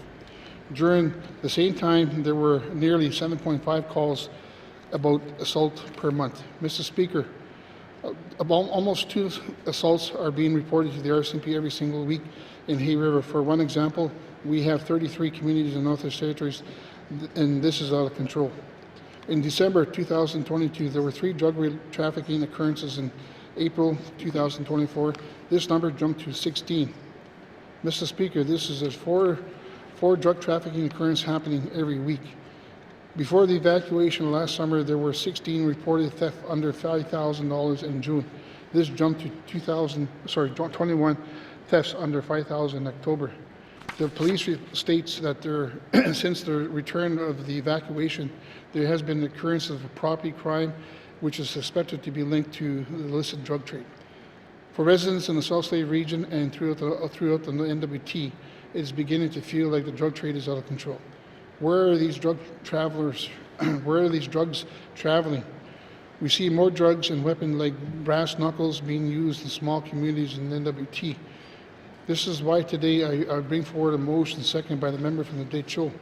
I also bring this issue to the social development community as an issue for my riding and residents in the N.W.T. This issue should be brought up with the Minister of Justice and the Social Development Committee, and to ask the question today to restore the K-9 unit in Hay River. This unit to exist is a tool that the police enforcement can use to transport them to dismantle the drug trade in small communities in the N.W.T. Mr. Speaker, in the 20th Assembly, we put forward 4 priorities. The 4th priority is save communities, so save residents and communities. Specifically, Mr. Speaker, we need to protect our residents in the N.W.T and do whatever we can so our communities, and especially our elders and vulnerable children, feel safe and want to remain in small communities. This is why I bring forward this motion today, Mr. Speaker. And Mr. Speaker, we are all impacted by the drug trade here in the Northwest Territories, especially in the small communities. I get calls daily from residents and very frustrated. And at the same time, the RCMP's hands are tied because of policies. And right now, as it is, I've experienced calls from young people that are looking at how to get out of it. And sometimes there's just no help. So, Mr. Speaker, as a former leader in my community, the drug trade is alive and well. It's running rapid throughout the Northwest Territories, and as my colleague mentioned earlier from Montpui, is that it's out of control. And we got to figure a way how we could give the tools needed to the RCMP to combat this issue, and this is just the beginning. I don't expect this thing to happen overnight, but I think if we are able to start looking for solutions, this is one of them. So, Mr. Speaker, I will introduce this motion today, and I ask for the members' support on this. Merci. Thank Thank you, member from Trinidad-Wellesley. To the motion, member from the Decho. Thank you, Mr. Speaker, and I too concur with everything that the member for Trinidad said about the safety in the communities. My community too is affected. My communities in my riding are affected because they're along the highway. This motion is important for safety and well-being of residents in my riding, and this motion also falls within the priorities of this government. We have, in my community, there's the increase of crimes, assaults, thefts, break-and-enters, and these are all attributed to the drugs that are coming into our communities. Having a canine unit available to the RCMPs in our community will help with this, with combating the drug issues that we're facing in our community. So with that, I am supporting this motion. Thank you, Mr. Speaker. Member from the Decho. To the motion, member from Range Lake. Thank you, Mr. Speaker. Mr. Speaker, I'm proud to stand and support this motion, and I thank the member for bringing it forward. This is, as he stated very clearly, this is not one community's issue. This is not a small community issue. It's not a Yellowknife issue. This is an issue for everyone. Everyone in the Northwest Territories, regardless of where they are in, which is shocking when you consider how far-flung and remote some of our communities are. When it comes to this canine unit, this is a very specialized unit of police that serves an essential role in helping combat drug trafficking and helping tackle drug crimes in communities. There used to be a unit in Hay River, and it was moved to Yellowknife, and my understanding is now Yellowknife allows it to be mobile, Mr. Speaker, but I understand where the intention of this is. So it is deployed throughout the Northwest Territories, but I think more of this specialized type of work is important. It's important to have these resources, especially as Hay River is the hub of the North, and it is a place where it's the first port of entry for many people. And unfortunately, that includes drug traffickers and gangsters. And having these resources close to the hub, close to the border, is only going to help us fight against these predators and take back our communities. So I support this 100%. Thank you. You're here. Thank you, member from Range Lake. To the motion, member from Yellowknife Center.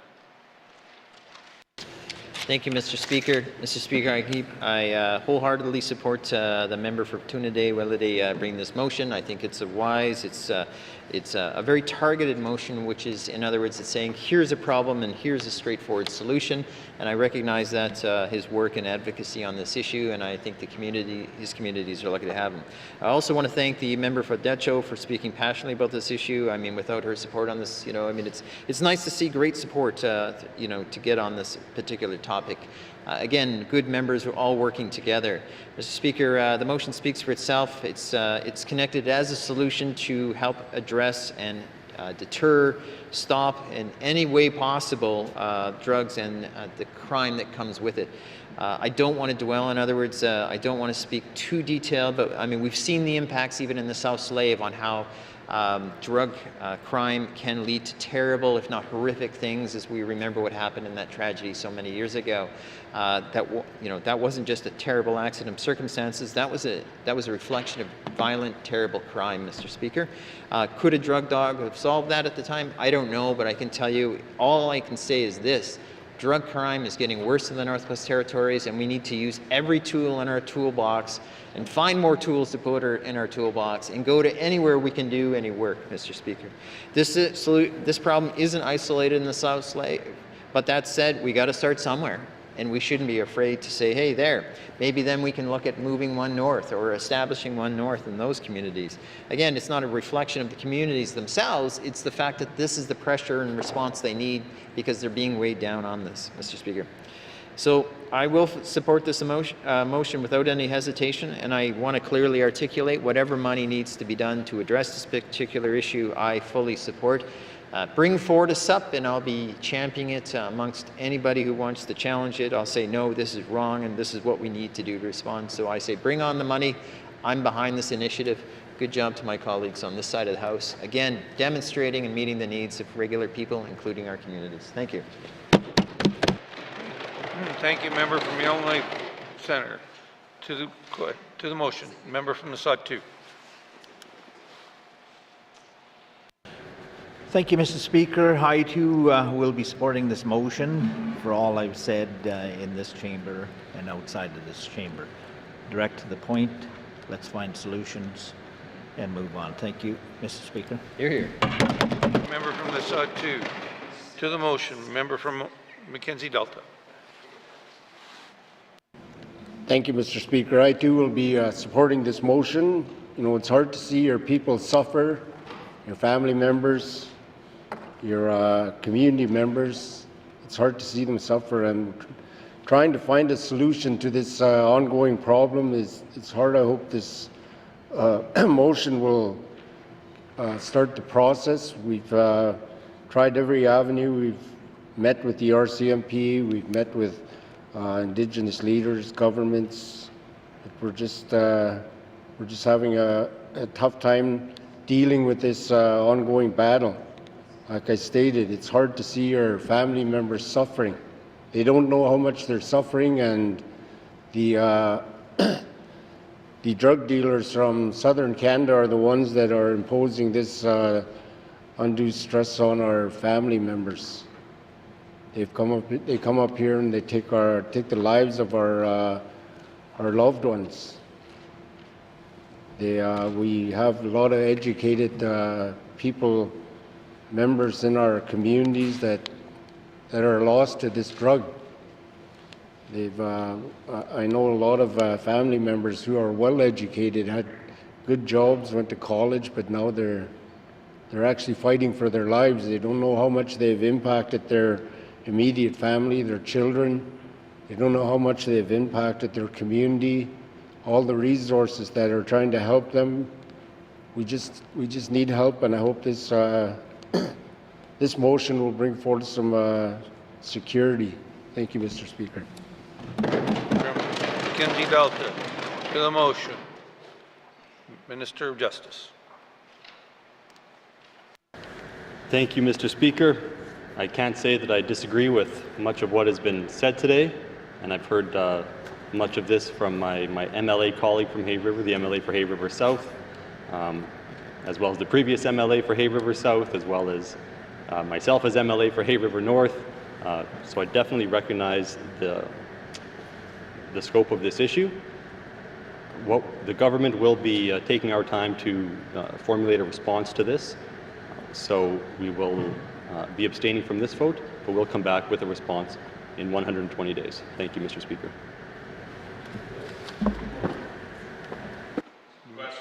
No. Member from Trinidad-Welleday to close. Thank you, Mr. Speaker. Thank you, Mr. Speaker. I keep thinking about the people in the small communities that this issue has impacted. I have family, friends, relatives, like my colleague from the Mackenzie Delta talked about. You know, this motion, I would say, be for them, and also for the ones we lost. So I want to thank my colleagues, and I look forward to working with Cabinet on this issue. And my colleagues are also looking at supporting this a way to make this thing happen. So, Mr. Speaker, I just want to say mercy to my colleagues and to my friends as well. This is for you. Mr. Speaker, I want to ask for a recorded vote. Mercy. Member from Trinidad-Welleday. Member from Trinidad-Welleday has asked for a recorded vote. All those in favor, please stand. The member for Trinidad-Welleday. The member for Detcho. The member for Sod-2. The member for Yellowknife Centre. The member for Range Lake. The member for Montfouille. The member for Frame Lake. The member for Great Slave. The member for Mackenzie Delta. The member for Yellowknife North. Those opposed, please stand. Those abstaining, please stand. The member for Thabacha, the member for Yellowknife South, the member for Cam Lake, the member for Hay River North, the member for Hay River South, the member for Inuvik Twin Lakes, the member for Nunavut.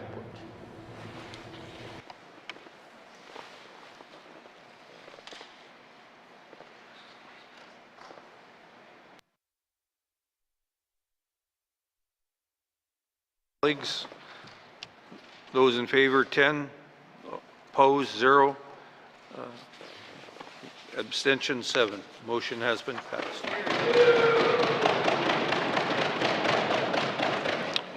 Motions.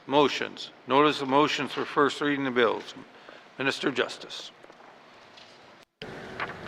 Mr. Speaker, I give notice that on Tuesday, June 11th, 2024, I will present Bill 7, Miscellaneous Statute Law Amendment Act 2024, to be read for the first time. Thank you, Mr. Speaker.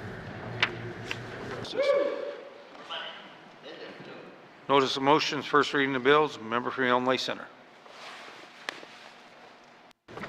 Thank you, Mr. Speaker. I give notice that on Tuesday, June 11th, 2024, I will present to the House Bill 8, an act to amend the Student Financial Assistance Act, to be read for the first time. Thank you, Mr. Speaker. From Yellowknife Centre.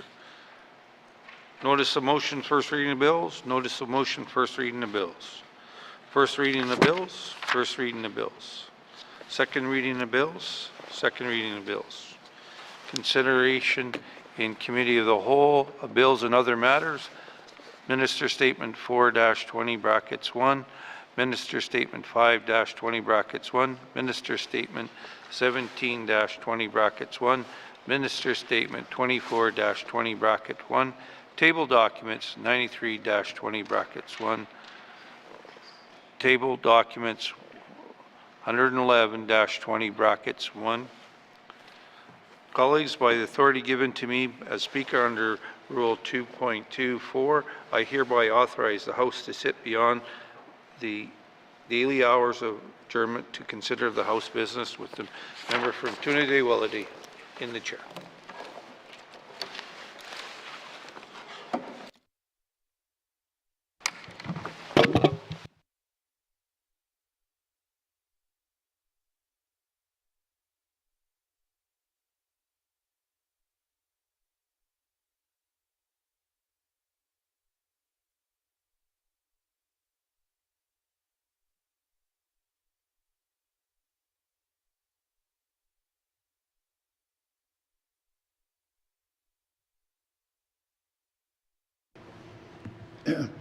Thank you. I now call Committee of the Whole to order. What is the wish of the committee? I'll go to the member from the Decho. Thank you, Mr. Chair. The Committee of the Whole wishes to consider table document 93-20 brackets 1, 2024-2025 main estimates, the Legislative Assembly, the Department of Environment and Climate Change, and the Department of Municipal and Community Affairs. Thank you. Thank you. Does the committee, thank you, committee. Does the committee agree? Sorry. Thank you. We'll take a short recess and resume with the first item. Merci.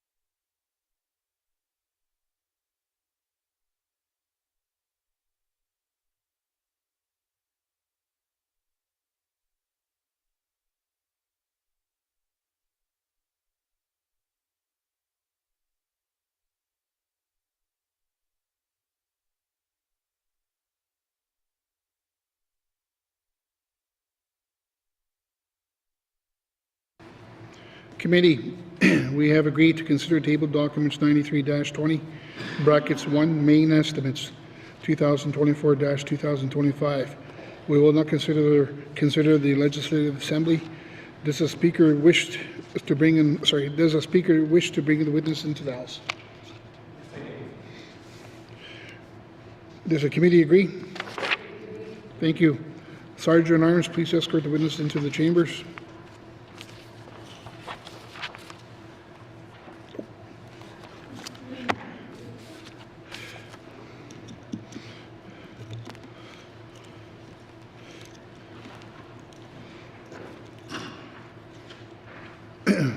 Thank you.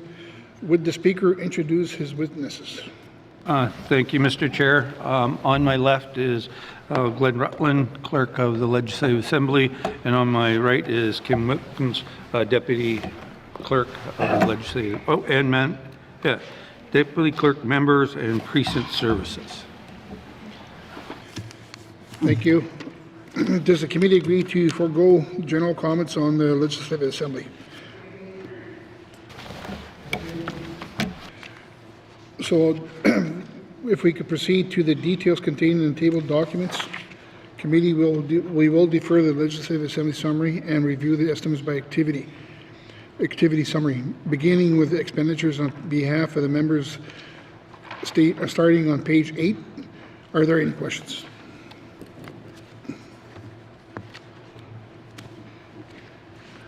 Seeing none. No further questions, please turn to page 9.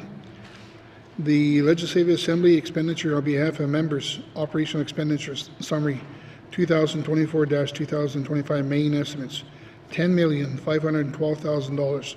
Does the committee agree? Show of hands. Okay, thank you. Moving on to the Office of the Chief Electoral Officer, beginning on page 10. With information item on page 12, are there any questions?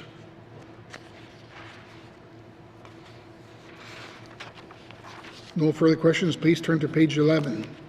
Legislative Assembly Office of the Chief Electoral Officer, Operation Expenditure Summary, 2024-2025 main estimates, $582,000. Does the committee agree by show of hands? Thank you. Thank you. Moving on to the Office of the Clerk, beginning on page 13 with information item on page 15. Are there any questions? I'm going to go to the member from Great Slate. Thank you, Mr. Chair. So as a first-time MLA, I have noticed that in our regular work when we are broadcast to the public, both in our committee work and here on this floor, there have been issues with technical difficulties, audio-visual difficulties, and I was wondering maybe if the Speaker or his staff could speak to if any budget is contemplated in the Office of the Clerk for renewing these systems. Thank you, Mr. Chair. Thank you. I'm going to go to the Speaker.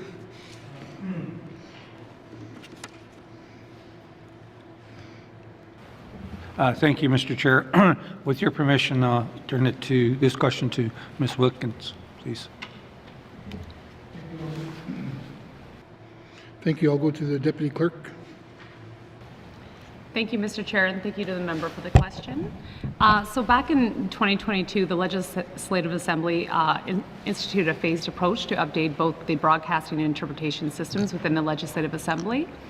Prior to the 20th Assembly, what we did was upgrade all the interpretation systems so that members could also be understood as well as speak their official languages in the chamber as well as our committee rooms. The second phase of the approach is to actually update the technology within the chamber, and that there's no line item within the main estimates at this time. What we're doing is exploring options, and then hopefully you'll see that in the near future. Thank you, Mr. Chair. Thank you, Mr. Thank you. I'll go to the member from Great Slate. Thank you, Mr. Chair, and thank you to Deputy Clerk for that answer. I ask simply because it's important that the people of the N.W.T see and hear us and see our deliberations in all of our capacities. So making sure we have systems that work, pretty important. So that's more a comment than anything. Thank you, Mr. Chair. Thank you. Any members that want to speak to item page 15? Going to the member from the Satu. Page 15, I'm more in the office of the clerk there. The summary, I'm looking at the House procedure and committees, and I see an increase in there, which is good. I just want some detail or clarification. Is it the Assembly committees that are getting this increase? Thank you. Thank you. I'll go to the Speaker.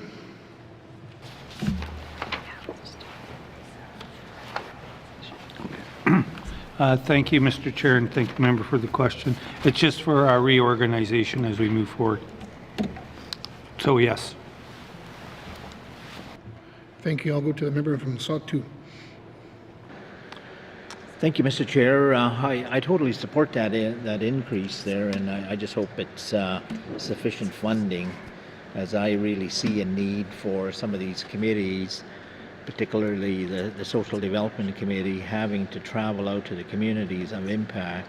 Some areas are more impacted than others, and I always find it more beneficial to sit face to face with the community leaders in their home setting, and that'll give a better understanding of the various committees and the organizational structure of this assembly, and better understand how we function as a government to address the problems out in the communities. So that is more of a, excuse me, that is more of a support notice for the increase to the committees. Thank you, Mr. Chair. And thank you. I'll take that as a comment. I'm going to go to any other members that want to, they have any questions? Seeing none. Thank you. No further questions. Please turn to page 14. Legislative Assembly Office of the Clerk Operational Expenditure Summary 2024-2025. Main estimates $10,408,000. Does the committee agree? Thank you. Moving on to the Office of the Speaker, beginning on page 16, with information item on page 18. Are there any questions? Seeing no further questions, please turn to page 17. Legislative Assembly Office of the Speaker, Operational Expenditure 2024-2025, main estimates $552,000. Does the committee agree? Thank you. Moving on to the statutory offices beginning on page 19 with information items on page 22 and 23. Are there any questions? No further questions. Please turn to page, oh, sorry. I'll go to the member from Frame Lake. Thank you, Mr. Chair. You're moving so quickly, I can barely even get my hand up. I wanted to ask about the Integrity Commissioner's office. When the Integrity Commissioner presented to the Standing Committee on Government Ops, that they've kind of indicated again and again over the years that they simply don't have the capacity to be responding to requests, the volume of requests that they're getting in a timely manner. And as the Commissioner's annual report shows, the time in responding to average requests, it takes quite a long time. I'm just wondering if I note that the office has actually been reduced since 22-23. I'd just like to hear from the Speaker's office or staff on the Integrity Commissioner and whether they feel, wait a second, that office could be increased. Looking at the wrong. Thank you. We'll go to the Speaker to the question. Thank you. Turn it to the Deputy Clerk, please. I'll go to the Deputy Clerk. Sorry. The clerk. Thank you, Mr. Chair. The member just clarify, is it the Integrity Commissioner or the Information and Privacy Commissioner? Thank you. I'll go to the member from Frame Lake. Thank you, Mr. Chair, and yeah, appreciate the clarification. I was trying to move quickly here because we were flipping through the pages so fast. Information and Privacy Commissioner is what I'm looking at. I was looking at the wrong numbers. I do note that the budget has gone up since 22-23, but yeah, just wondering about the Information and Privacy Commissioner's office and whether they are getting the resources they need to respond to requests in a timely manner. Thank you. I'll go to the speaker. Go ahead. Thank you, Mr. Chair. So, Mr. Chair, for the Information Privacy Commissioner, that office has actually increased in numbers. Previous, back in 2021, they had just the commissioner and an admin position. We did a full review of that office, and they received 2 additional positions. At this time, each year, what we do is each statutory officer presents to the Board of Management to identify any particular resources that they might need. When the Information Privacy Commissioner came before the board, they didn't identify any additional resources at this time. They're fully staffed within the office, and so we potentially could see a request next year, but there was no request this year for additional resources within that office. Thank you, Mr. Chair. Thank you, Deputy Clerk. I'm going to go to the member from Frame Lake. That's it for me for questions on this page. Thank you, Mr. Chair. Thank you. Any other members that have questions? No further questions. Please turn to page 20. Legislative Assembly Statutory Offices Operation Expenditure Summary 2024-2025 main estimates $4,221,000. Does the committee agree? Thank you. Members, please return now to the Legislative Assembly summary found on page 5 with information items on page 6 and 7. Are there any questions? Seeing none, no further questions. Committee, I will now call the Legislative Assembly summary. Legislative Assembly. Oh, sorry, I didn't see your hand. I'm going to go back to the member from the Deschel.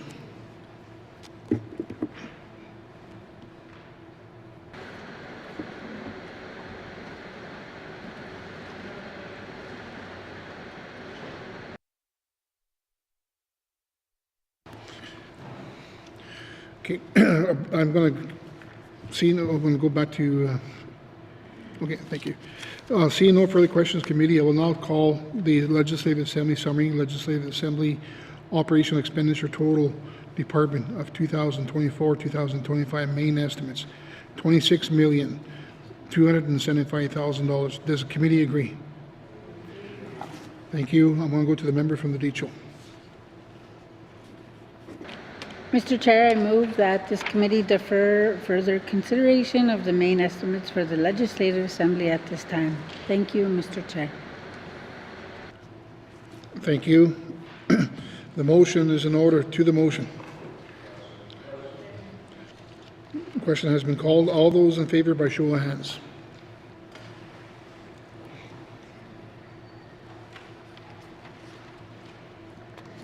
All those opposed? Show of hands. Okay, motion is carried. Consideration of the Legislative Assembly Operational Expenditure 2024-2025 main estimates total Legislative Assembly is deferred. Thank you, Mr. Speaker, and thank you to the witnesses for appearing before us. Sergeant at Arms, please escort the witnesses from the chambers.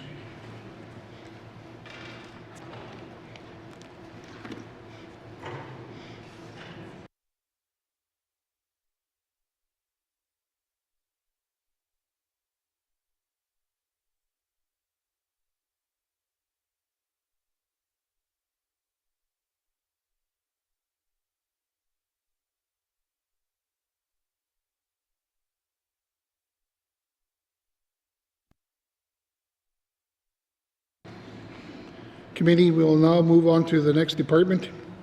What is the wish of the committee? Member of the date show. Yep. Oh, sorry. I got it. Move that this.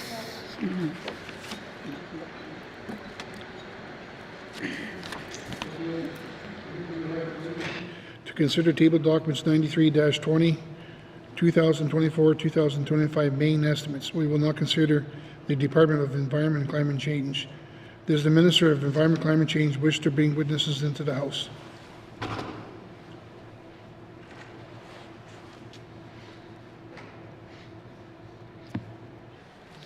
Thank you, Mr. Speaker. Yes, I do. Mr. Does the committee agree? Thank you. Sergeant at Arms, please escort the witness into the chamber.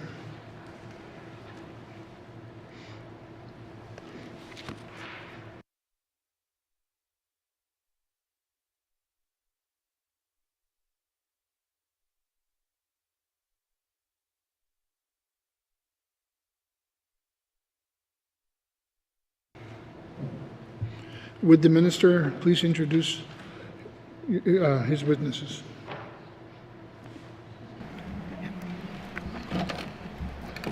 Thank you, Mr. Speaker.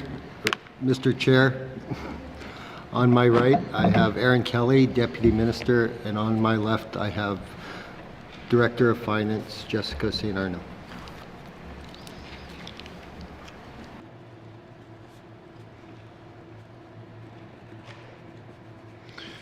Thank you. Does committee agree to forego general comments on the Department of Environment and Climate Change? Thank you. See no more general comments. Does the committee agree to proceed to the detail contained in table documents? Committee will now defer the department summary and review the estimates by activity summary briefing, beginning with the corporate management, starting on page 83, with information items on page 86. Are there any questions? I'm going to go to the member from Great Slave.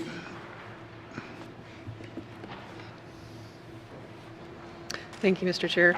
Mr. Chair, the Minister of Finance yesterday, when I was asking her about evaluation capacity throughout the government, mentioned that the Department of ECC is working on building an evaluation capacity within the department. Can the Minister speak to that a bit, please? Thank you. Thank you. I'm going to go to the Minister. Thank you, Mr. Chair. Mr. Chair, since the merger of the Department of Environment and Climate Change and the Departments of Lands, the department has been working and have a couple of staff that are directly assigned to this task. Thank you, Mr. Chair.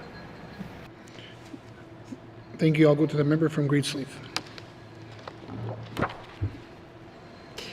Thank you, Mr. Chair, and I just want to confirm from what I heard yesterday, making sure it's applicable for the department, is the intent to evaluate 1 or 2 programs every fiscal? Thank you, Mr. Chair. Thank you. I'll go to the Minister. Thank you, Mr. Chair. Yes, the intent of the is to evaluate all the programs over time. It's not necessarily specifically defined how many will be done annually. Thank you, Mr. Chair. Thank you. I'll go to the member from Great Slave. Thank you, Mr. Chair. Nothing further right now.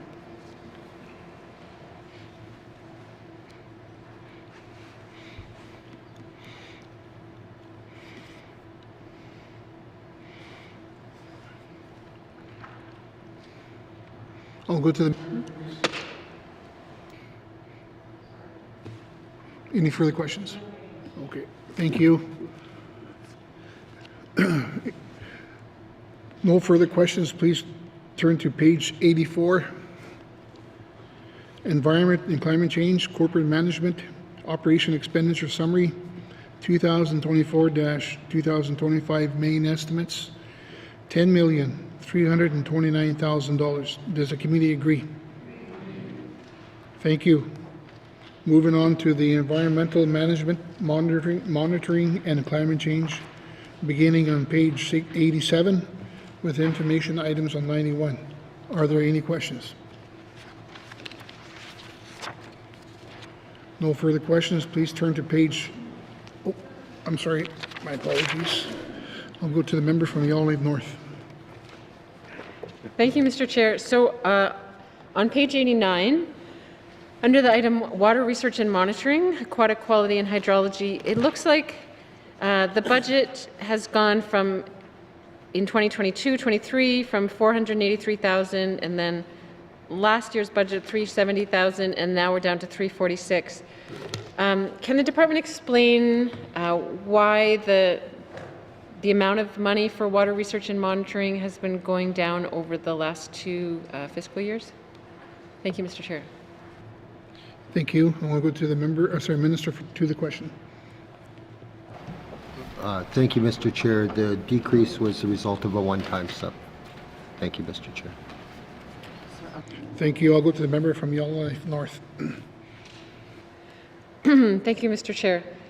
Can the minister give further clarity or information as to how these budgets are developed? I mean, it looks like it's contributions supporting academic research and monitoring. So do we just sort of wait until we hear from an academic institution as to what kind of research and monitoring they plan to do, and then our budgets shift accordingly? Or do we have a role in how these things are planned, or making sure that we have priority projects that are being researched each year? Thank you, Mr. Chair. And thank you. I'll go to the minister. Thank you, Mr. Chair. They are planned activities, and they are worked around engagement of different academics that show areas of interest. Thank you, Mr. Chair. Thank you. I'll go to the member from Yellowknife North. Okay. Can the minister give any examples of what kinds of water research and monitoring work is being done this year versus things that were being done last year? Thank you. To the minister. Thank you, Mr. Chair. For that level of detail, I'll pass to Deputy Minister Kelly. Thank you. Thank you. I'll go to the Deputy Minister. Thank you, Mr. Chair.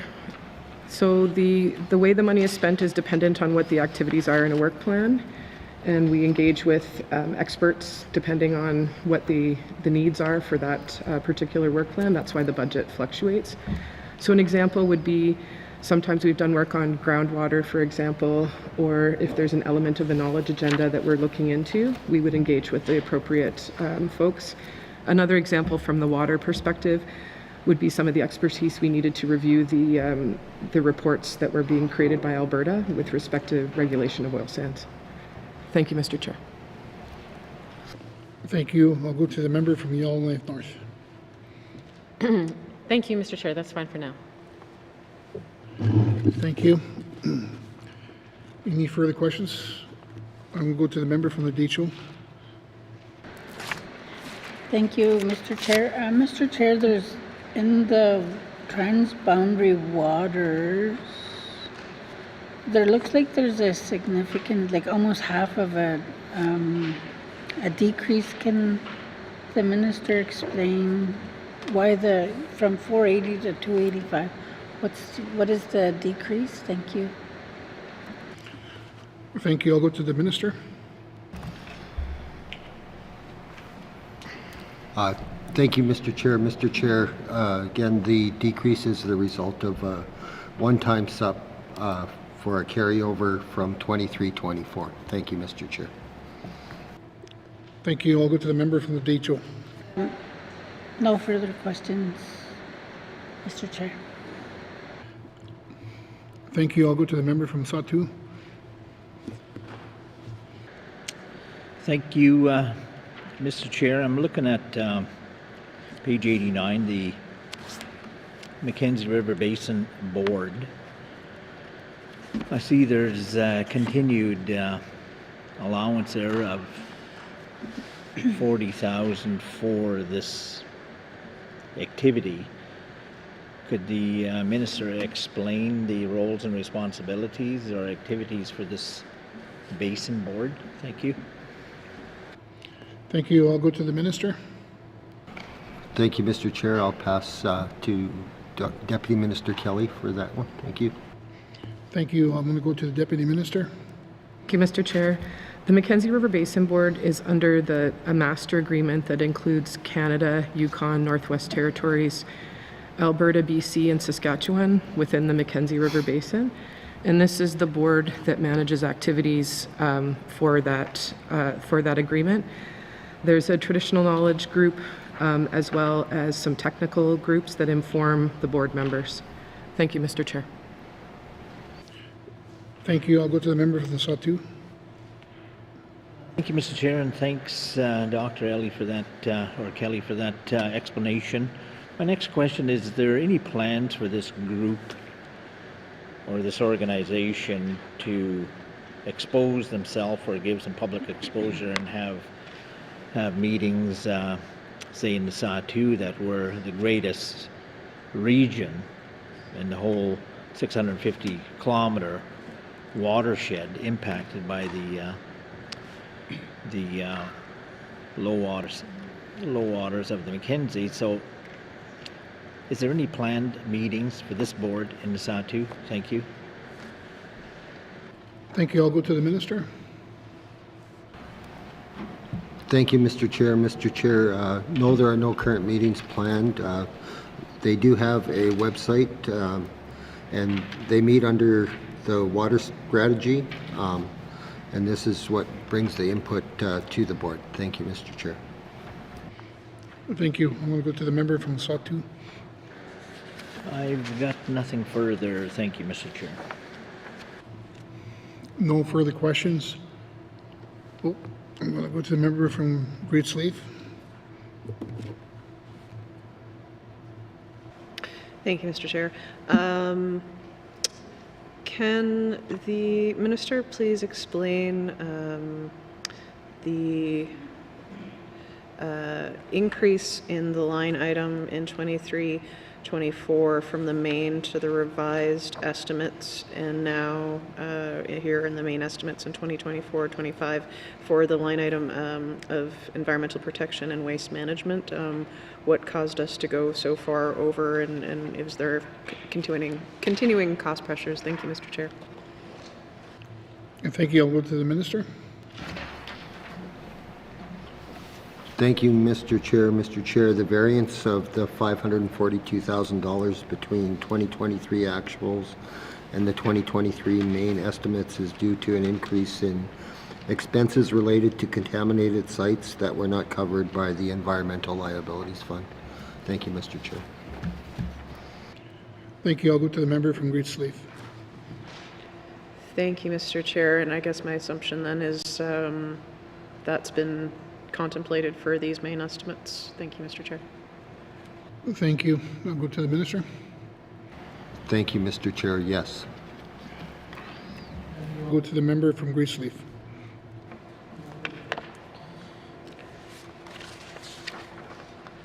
Okay, I got another member from the DHO. Thank you, Mr. Chair. The question I have is looking at the Mackenzie River Basin Board, and the minister or the one of his witnesses did mention that this is the place where they work with the regions and the territories and the provinces. They also have traditional knowledge people that they work with in that with the board, and my predecessor, well, not my colleague asked about whether or not they were doing any kind of work with the people. Given that we had such a low water level this year, is there any work that's going to be done with the elders, bringing the elders and scientists together to talk about what is going on with the climate, with the low water levels in the Mackenzie River? Thank you. Thank you. I'll go to the minister. Yes, thank you, Mr. Chair. Mr. Chair, the department provides regular information to the community members as well as the Indigenous and other governments across the Northwest Territories on water levels in the Mackenzie Basin as well as other tributaries. The annual water stewardship strategy workshop is the actual mechanism that brings those folks together to have those discussions. Thank you, Mr. Chair. Thank you. I'll go to the member from the Deschaux. No further. Thank you, Mr. Chair. I have no further questions. Thank you. Next on my list, I got the member from Frame Lake.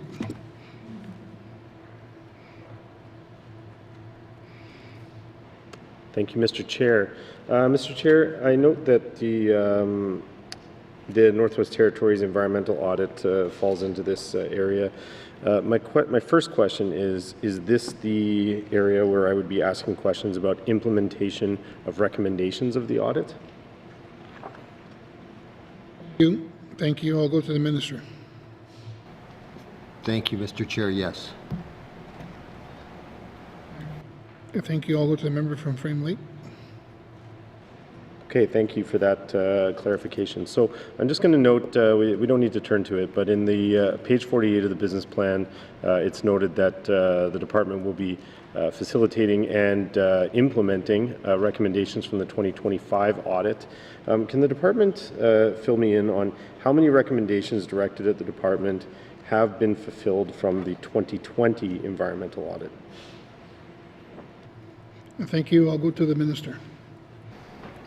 Thank you, Mr. Chair. Mr. Chair, there were 32 recommendations that resulted from the 2020 audit, 2 of which are complete, 21 which are in progress, but have fulfilled the purpose of the audit, but some of those are ongoing, despite the fact that they've met the request out of the audit itself, and 9 additional items are in progress. Thank you, Mr. Chair. Thank you. I'll go to the member from Frame Lake. Thank you, Mr. Chair. Mr. Chair, in the Minister Department's opinion, looking forward to the 2025 audit and of course completion of the 2020 audit is what I mean, not 2021. Does the department feel that they are adequately resourced to respond to those recommendations in a timely manner? Thank you. I'll go to the minister. Thank you, Mr. Chair. Yes, thank you for the question. We do feel that we are adequately resourced.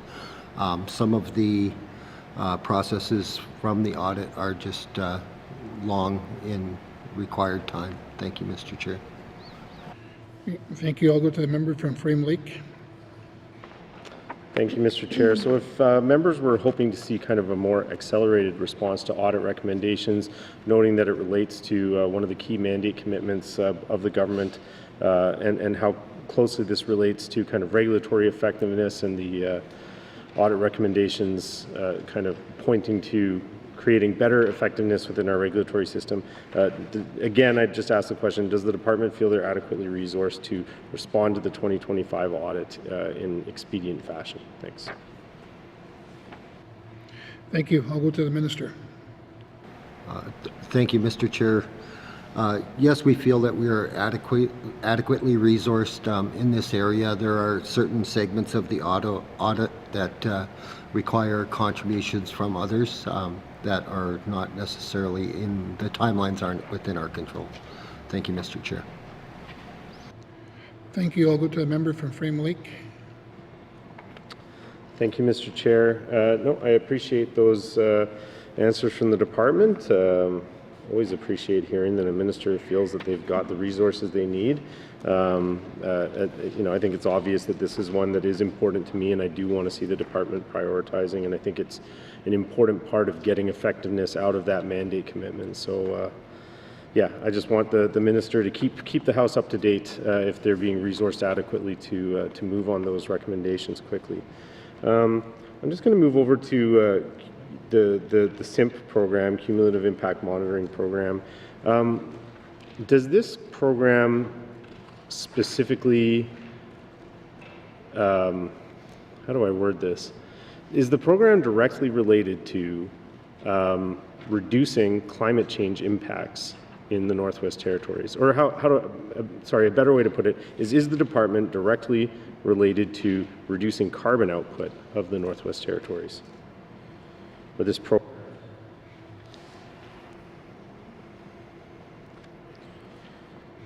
Thank you. I want to go to the minister.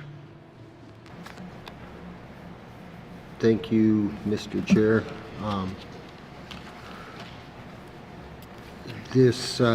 The cumulative impact monitoring program does not contribute directly to that. We have climate change programs within the department that would be more related to that particular outcome. Thank you, Mr. Chair. Thank you. I'll go to the member from Frame Lake. Thank you, Mr. Chair. That's all the questions I have on this department at this time. Thank you.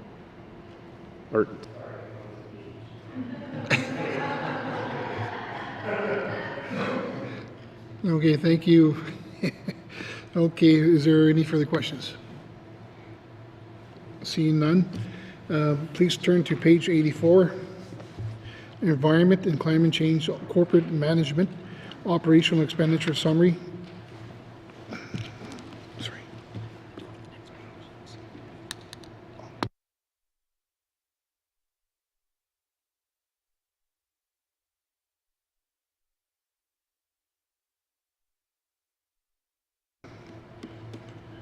No further questions. Please turn to page 88. Environment and Climate Change, Environmental Management, Monitoring and Climate Change Operations Expenditure Summary, 2024-2025 main estimates, $21,815,000. Does the committee agree? Thank you. Moving on to policy and strategic planning, beginning on page 92. With information items on page 96. Are there any questions? We'll go to the member from Great Slave. Thank you, Mr. Chair. So, given that the department in their business plan has highlighted a great deal of sustainable livelihoods activities, partnerships, and programming under encouraging community wellness. I'm curious as to the difference between the revised estimates of 23-24 and the main estimates of 24-25. Noting, of course, that it's an increase from the mains of the last fiscal, which is great, but yeah, just looking for the full story here, Mr. Chair. Thank you. And thank you. I'm going to go to the minister. Thank you, Mr. Chair. Mr. Chair, one moment, please. The variance of 1.081 million between the 22-23 actuals and the 2023-2024 main estimates is due to carryovers of funding from 22-23 for cost sharing agreements related to the Nature Fund, Decho Conservation, and protected areas of Nunavut-owned lands, and therefore increased spending. Oh, I read the wrong one. Thank you, Mr. Chair. Thank you. I'm going to go back to the member from Great Leaf. Thank you, Mr. Chair, and thank you for that answer. Noting that I might actually be a reduction on this line item, could the minister please speak to the reduction in the policy, legislation, evaluation, and communications from last year's expenditures? Thank you. And it's actually quite significant as compared to 2022-23. I expect this might be in part due to efficiencies from the merger, but just curious. Thank you, Mr. Chair. Thank you. I want to go to the minister. Thank you, Mr. Chair. Mr. Chair, the decrease of $862,000 between 2023-2024 revised main estimates and the 2024-25 main estimates is due to a reduction of 5 positions: Director of Policy, Manager of Policy, Manager of Legislation, Manager of Communications, and an Administrative Assistant, and a reduction in annual printing costs. Thank you, Mr. Chair. Thank you. I'll go to the member from Greensleaf. Thank you, Mr. Chair. So I'm assuming, yes, that's a yes. It's due to the merger and also the reduction of printing costs. Thank you, Mr. Chair. Thank you to the minister to the question. Thank you, Mr. Chair. Yes, that's a yes. My apologies. Thank you. I'll go to the member from Greensleaf. No further questions. Next on my list, I have the member from Satu. Thank you, Mr. Chair. My question is, I see quite a reduction to the nature fund protected areas. You got 3 candidates there. 3 candidates there, and they took quite a drastic cut.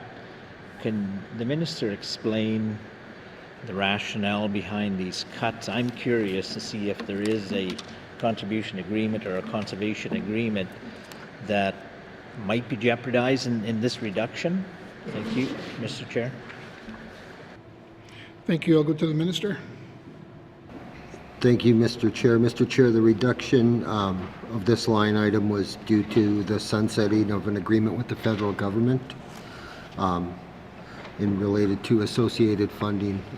The ongoing and continued work will be addressed through the potential project finance for permanence initiative with the Government of Canada. Thank you, Mr. Chair. Thank you. I'll go to the member from the Satu. Thank you, Mr. Chair. Is there any discussions going on to reactivate that sunset? Can the minister explain? Thank you. Thank you. I'll go to the minister. Thank you, Mr. Chair.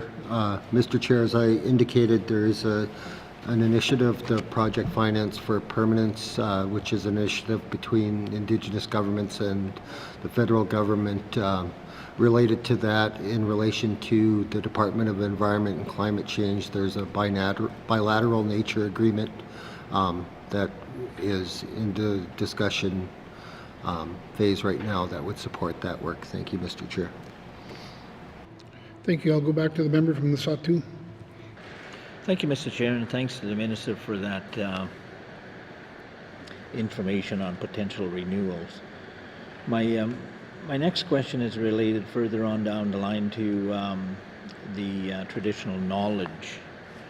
Traditional knowledge is a local science which I think everybody respects and have gained with practical experience living on the land.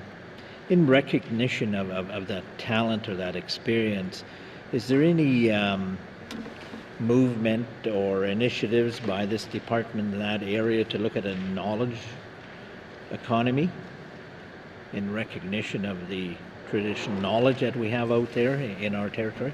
Thank you, Mr. Chair. Thank you to the minister to the question. Thank you, Mr. Chair. Mr. Chair, I'll pass that to Dr. Kelly for a reply, please. Thank you. Thank you. I'll go to the deputy minister. Thank you, Mr. Chair. Traditional knowledge is factored into initiatives across the department, not just in this particular line item. So all of the different activities in the main estimates have aspects of traditional knowledge. For like a specific piece in this work we do in the sustainable livelihoods, there's lots of work on traditional knowledge, and we have a traditional knowledge action plan that has been developed from input with Indigenous governments that's under development at this time too. Thank you, Mr. Chair. Thank you. I'll go to the member from the Satu. Thank you, Mr. Chair, and thanks to Deputy Minister Kelly there for providing that information. So it does exist here. I'm just curious. I had the privilege of traveling on a scheduled flight from Delaney, and there was a student doing an ice monitoring survey in Delaney on the Great Bear Lake ice situation and the movements and so on. So this study required her to stay there at length. Is there any initiatives underway with the department to work with the Laurier Institute, I think it is? They have an office here on the first floor of the Scotia Centre. That individual that I encountered or interacted with she's a student to the Laurier Institute, and they do have an office here. I'm just wondering if there is some common interest from your office to work with the Sir Wilfrid Laurier office here in the Yellowknife. Thank you, Mr. Chair. Thank you. I'll go to the Minister. Thank you, Mr. Chair. Mr. Chair, yes, the department has a long-standing relationship with Sir Wilfrid Laurier University and supports research in many aspects of the Department of Environment and Climate Change. Thank you, Mr. Chair. Thank you. I'm going to go to the member from the Satu. No further questions there. Thank you, Mr. Chair. Thank you. I'll go to the member from the Deschutes. Thank you. Thank you, Mr. Chair. My question is about disaster compensation 225. How many cabins that were lost in the wildfire last year? Does the minister know how many of the cabins that were lost and compensated from last year? Thank you. Thank you. To the Minister, to the question. Thank you, Mr. Chair. I don't have a specific number as to the number of cabins that were lost, but I am aware that there were 33 claims related to compensation under the disaster compensation program. Thank you, Mr. Chair. Thank you. I'll go to the member from the Deschutes. Of those 33, how many were given their grants? Thank you, or paid out? Thank you. To the Minister. Thank you, Mr. Chair. All of those claims were successfully resolved to date. Thank you, Mr. Chair. Thank you. I'll go to the member from Deschutes. The reason I'm asking is I have people calling me and saying that they didn't get anything from. They lost their cabin last year in the fire, in the wildfire, and they didn't get anything. So, is there some way that maybe their application didn't get looked at, or didn't get in, or I just need that information so I could bring it back to some of the. These were in the Hay River Dutcho region. Thank you. Thank you. I'll go to the Minister. Thank you, Mr. Chair. Yes, those requests can go directly to the regional office, the regional superintendent for follow-up. And there is no cutoff date on the actual program submission, so there still is opportunity. Thank you, Mr. Chair. Thank you. I'll go to the member from Deschutes. Thank you. I have no further questions right now. Thank you. Thank you. No further questions? Please turn to page 93. Environment, Climate Change, Policy and Strategic Planning, Operation Expenditure Summary, 2024-2025 main estimates, $13,322,000.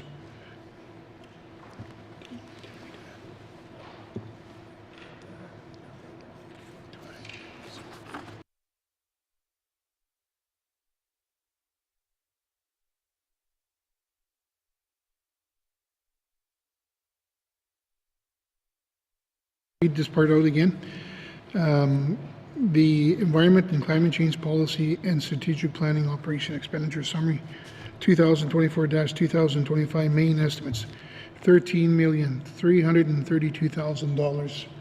Does the committee agree? Thank you. Moving on to the regional operation beginning on page 97 with information item on page 99. Are there any questions?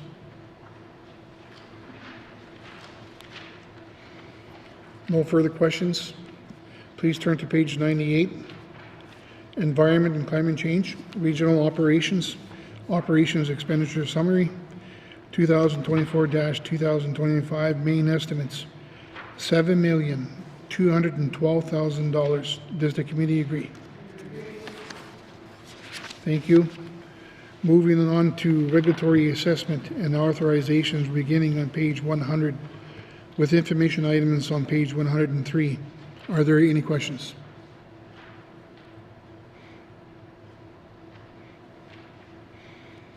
Seeing no further questions, please turn to page 101.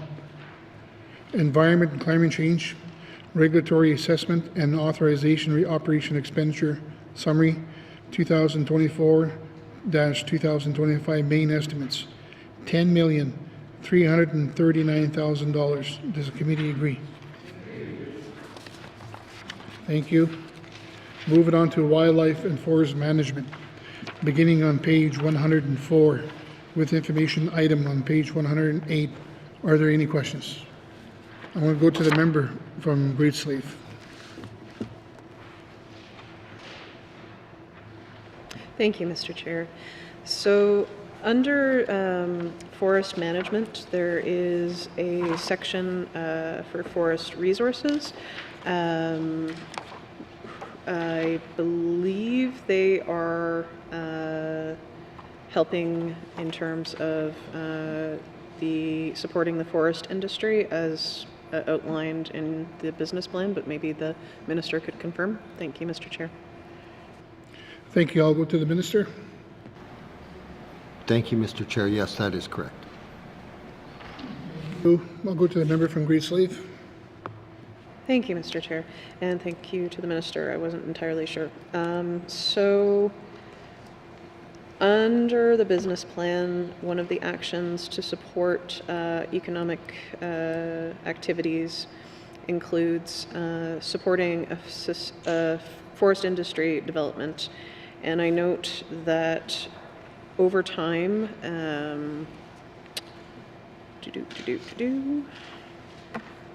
sorry, had it here a moment ago. Yes, I do. Okay. So in 2022-23, it was 75,000. 23-24, it was 50,000, and now it's reduced again to 25,000. So I guess my question to the minister is, you know, how are we going to support forest industry with diminishing budget line? Thank you, Mr. Chair. Thank you. I'm going to go to the minister.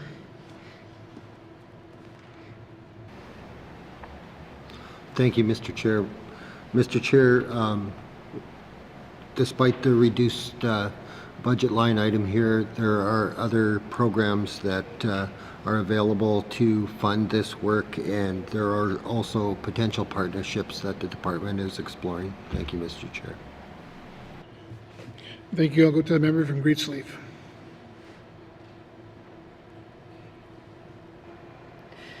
Thank you, Mr. Chair. And yeah, I know it's not necessarily always the budget line item here that would make all the difference, but I guess could the minister speak more to what they're exploring to support forest industry? I know there's interest in on the regular MLI side to see that industry flourish. Thank you, Mr. Chair. Thank you. I'll go to the minister.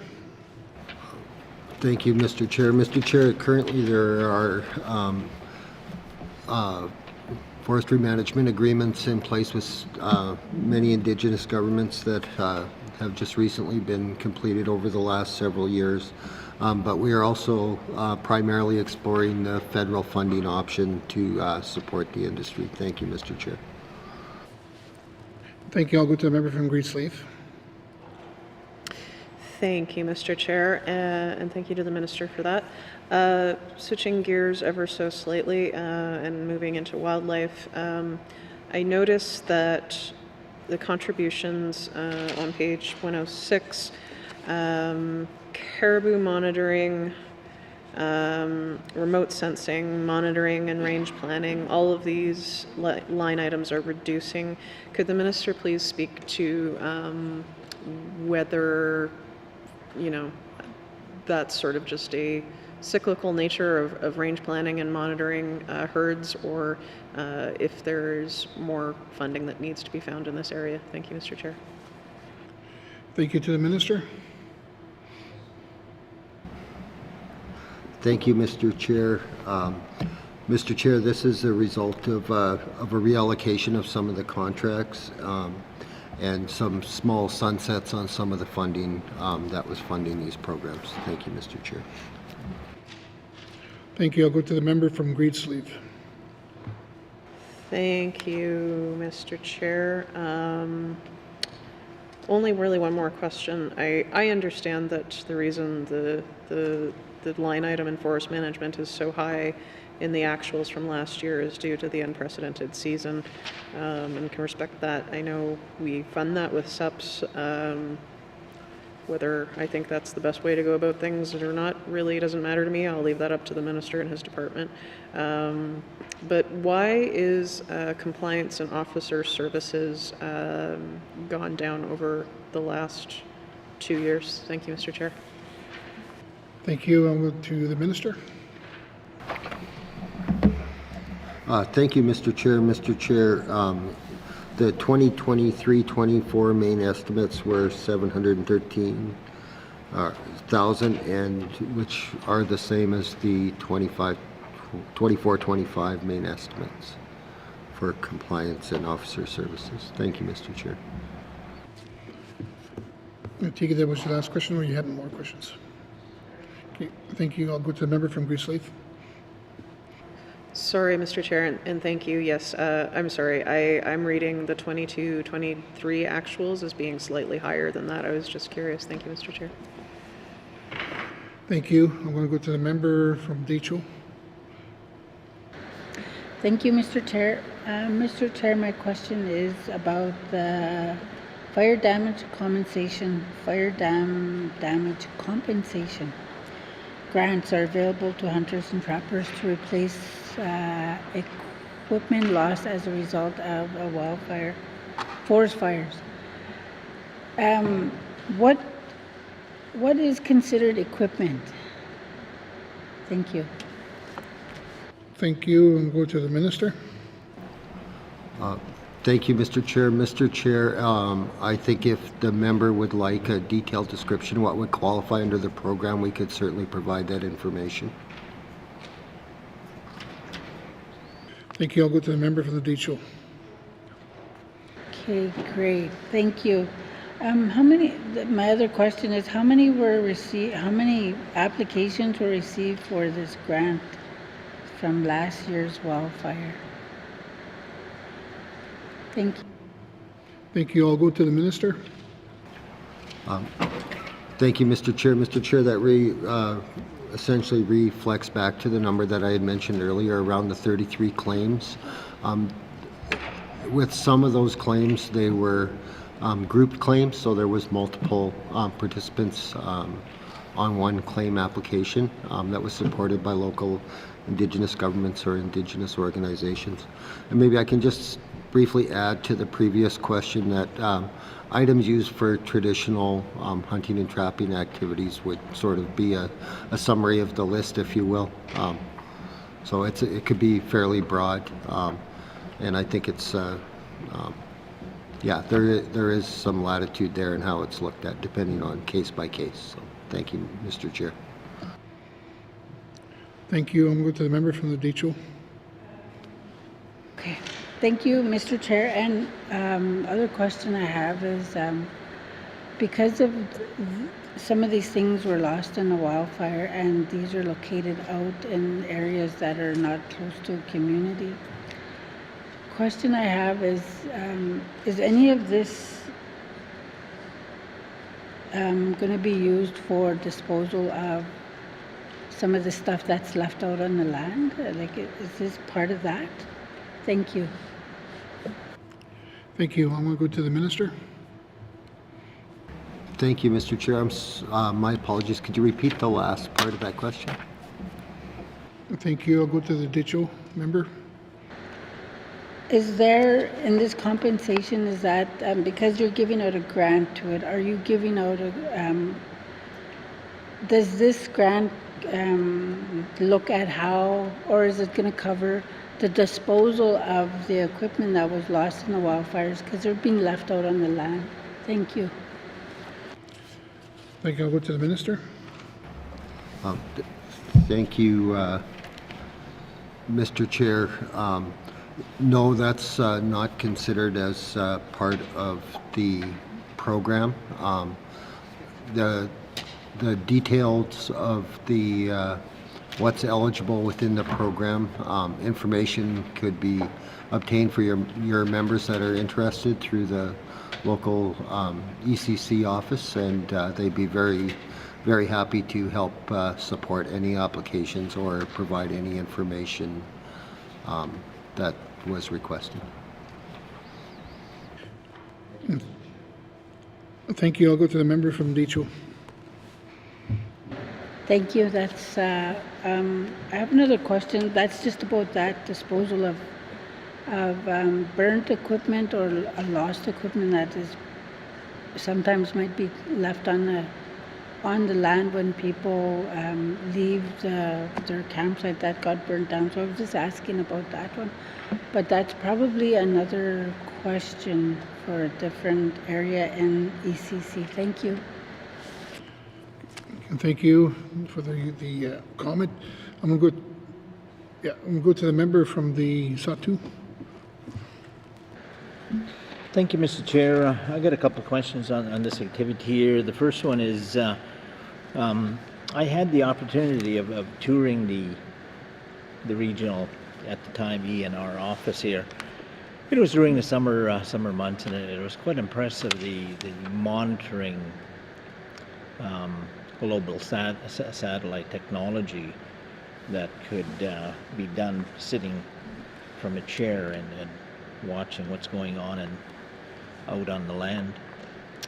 And with our experiences from the disasters of last year, what process or steps is in the decision making for the initial attack decision to go or not to go to that particular fire? Like, what happens in that initial stage? We keep hearing some stories about the government always waits for it to get too big, and then they say, okay, well, let's send the bombers. But with that technology to identify the fires that are out there, what happens in that phase? When is the decision made to send the bomber over there to blow it out? Thank you, Mr. Chair. Thank you. I'll go to the Minister. Thank you, Mr. Chair. Mr. Chair, the tools that the member is speaking of in the way of satellite detection or remote sensing is just one of the tools in the toolbox that is used to fight fire. Typically, by the time you can actually see that fire on that fire map, it's to a size that is beyond the ideal size for initial attack. So primarily when you're talking about the initial attack phase of what you fight or what you don't fight, there are many contributing factors. Weather forecast, proximity to communities, availability of resources, all of these things are factored in at the time. And whether or not, when we deploy aircraft in support of firefighting activities, that's primarily for initial attack. The point of the aircraft is, to reduce the fire activity, to allow the folks on the ground to go out and put the fire out, because that's really the resource that puts the fire out at the end of the day. So I think it's a challenging question to answer from a single perspective, but it certainly is something that within our policy, obviously the preservation of life is the #1 priority, and that would definitely be the first contributing factor to determine where the initial attack activity started. Thank you, Mr. Chair. Thank you. I'll go to the member from the Sawtooth. Thank you, Mr. Chair. Thanks for that information by the Minister. It gives me a little bit of knowledge, some of the decision management factors that are being decided on at the office there during the first initial phase. My next question, and I'm glad for my colleague from the DHO in answering compensation for trappers in my recent visits, and as one as the other day, a fellow was talking about the loss of his cabin, and the neighbors got compensation, but he didn't. So I'll use the minister's replies to follow through and seek compensation, including the definition of equipment losses by this trapper elder individual. Thank you, Mr. Chair. Thank you. I'll go to the minister. Thank you, Mr. Chair. I'm not sure that I understand the question. Thank you. I'll go to the member from the Sawtooth. Yeah, thank you, Mr. Chair. It was more of a comment. I acknowledge I had the same questions as my colleague from the DHO, and I'll use that the minister's replies to move on compensation for a similar trapper cabin owner we have in the Sawtooth. Thank you, Mr. Chair. Thank you. I'm going to go to the member from Yellowknife North. Thank you, Mr. Chair. So I want to talk a bit about boreal caribou, which have suffered tremendously with all of the forest fires. I don't think we talk about it enough in this House, but it looks like a couple years ago there was a bilateral funding agreement with the federal government to identify sites for boreal caribou habitat restoration and designing treatment trials. And I know that that expired in 2023, and I see that there's an item on this page around landscape level restoration and boreal caribou habitat for 2023-24, but there's nothing in this year's budget. What are the plans to move ahead with that sort of initial research that's been done in terms of actually trying to restore some boreal caribou habitat? Thank you. I'll go to the minister. Thank you, Mr. Chair. Mr. Chair, the department is currently working with the federal government on funding for the boreal caribou. Thank you, Mr. Chair. Thank you. I'll go to Yellowknife, the member from Yellowknife North. Thanks. So can the minister clarify that he's working to try to establish a new funding agreement with the feds that hasn't materialized yet, or that we do currently have existing funding with the feds and we're working on programs or projects with it? Thank you, Mr. Chair. Thank you. I'll go to the minister. Thank you, Mr. Chair. Mr. Chair, we are currently working on an extension to the boreal caribou funding. Thank you, Mr. Chair. Thank you. I'll go to the member from Yellowknife North. Thank you, Mr. Chair. So I'm hopeful that funding can be identified to see if we can ensure the continued existence and thriving of the boreal caribou that so many of the communities in this territory rely on. My next question has to do with, so we talked a bit earlier about funding for caribou monitoring that's been sunsetting. There's two line items, one called caribou monitoring and the other monitoring and range planning, but it talks about supporting Indigenous governments, local communities in traditional knowledge studies and capacity building around caribou monitoring. So has that work been scaled back then significantly with sunsetting of funding, or have we found ways to continue the important work in traditional knowledge around caribou monitoring? Thank you. To the minister. Thank you, Mr. Chair. Yes, that work does continue. There's a small reduction in the budget line item, but the work certainly is continuing. Thank you, Mr. Chair. Thank you. I'll go to the member from Yellowknife North. Thank you, Mr. Chair. And is the minister also in the process of trying to negotiate new federal funding agreements to replace the ones that have been sunset, or is there some sort of roadmap for what kinds of funding and research will be needed in coming years? I know it might not necessarily be the exact same every single year, but are we actively negotiating new funding agreements to ensure that work that we're planning for the future is going to be fully funded? Thank you, Mr. Chair. Thank you. I'll go to the minister. Yes, thank you, Mr. Chair. We recently received 2-year extension for under Section 11 for $2.421 million for range planning. Our 2 billion trees project will support future replanting to support habitat restoration, which will be important to meet offset requirements for future proposals. Thank you, Mr. Chair. Thank you. I'll go to the member from Yellowknife North. Okay, thank you, Mr. Chair. That's it for this page. Thank you. Is there any further questions? No further questions. Please turn to page 105, Environment and Climate Change, Wildlife and Forest Management, Operation Expenditure Summary 2024-2025. Main estimates $63,178,000. Does the committee agree? Thank you. Additional information items on pages 109 to 118. Are there any questions? Thank you, members. Please return now to the department summary found on page 75 with information items on pages 76 to 82. Are there any questions?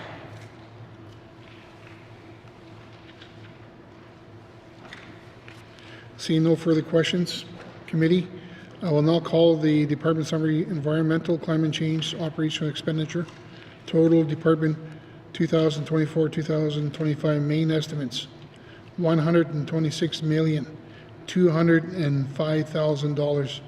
Does the committee agree? Thank you. I'm going to go to the member from the Deitchell. Thank you, Mr. Chair. I move that this committee defer further consideration of the main estimates for the Department of Environment and Climate Change at this time. Thank you, Mr. Chair.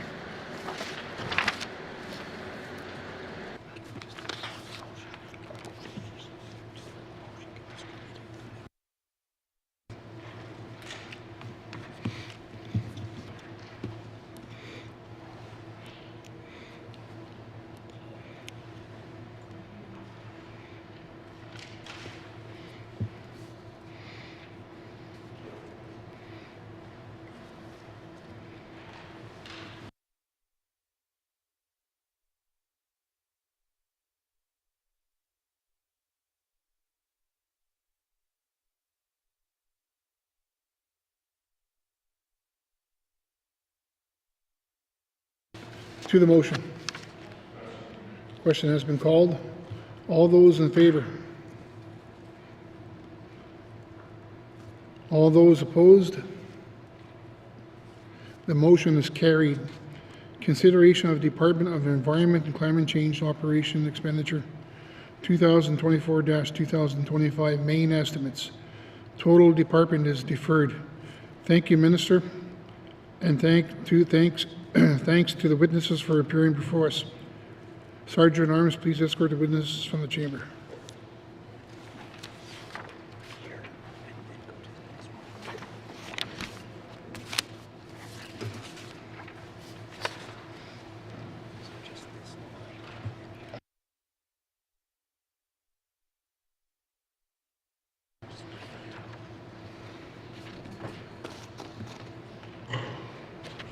Thank you. Committee, we'll now move on to the next department. Consideration in Committee of the Whole of Bills and Other Matters Main Estimates, 2024-2025. Department of Municipal and Community Affairs. Committee, we have agreed to consider table documents 93-20 brackets 1. Main estimates 2024-2025. Will now consider the Department of Municipal and Community Affairs. Does the Minister of Municipal and Community Affairs wish to bring witnesses into the House? Thank you, Mr. Chair. Yes, I do. Does the committee agree? Thank you. Sergeant at Arms, please escort the witness into the chambers.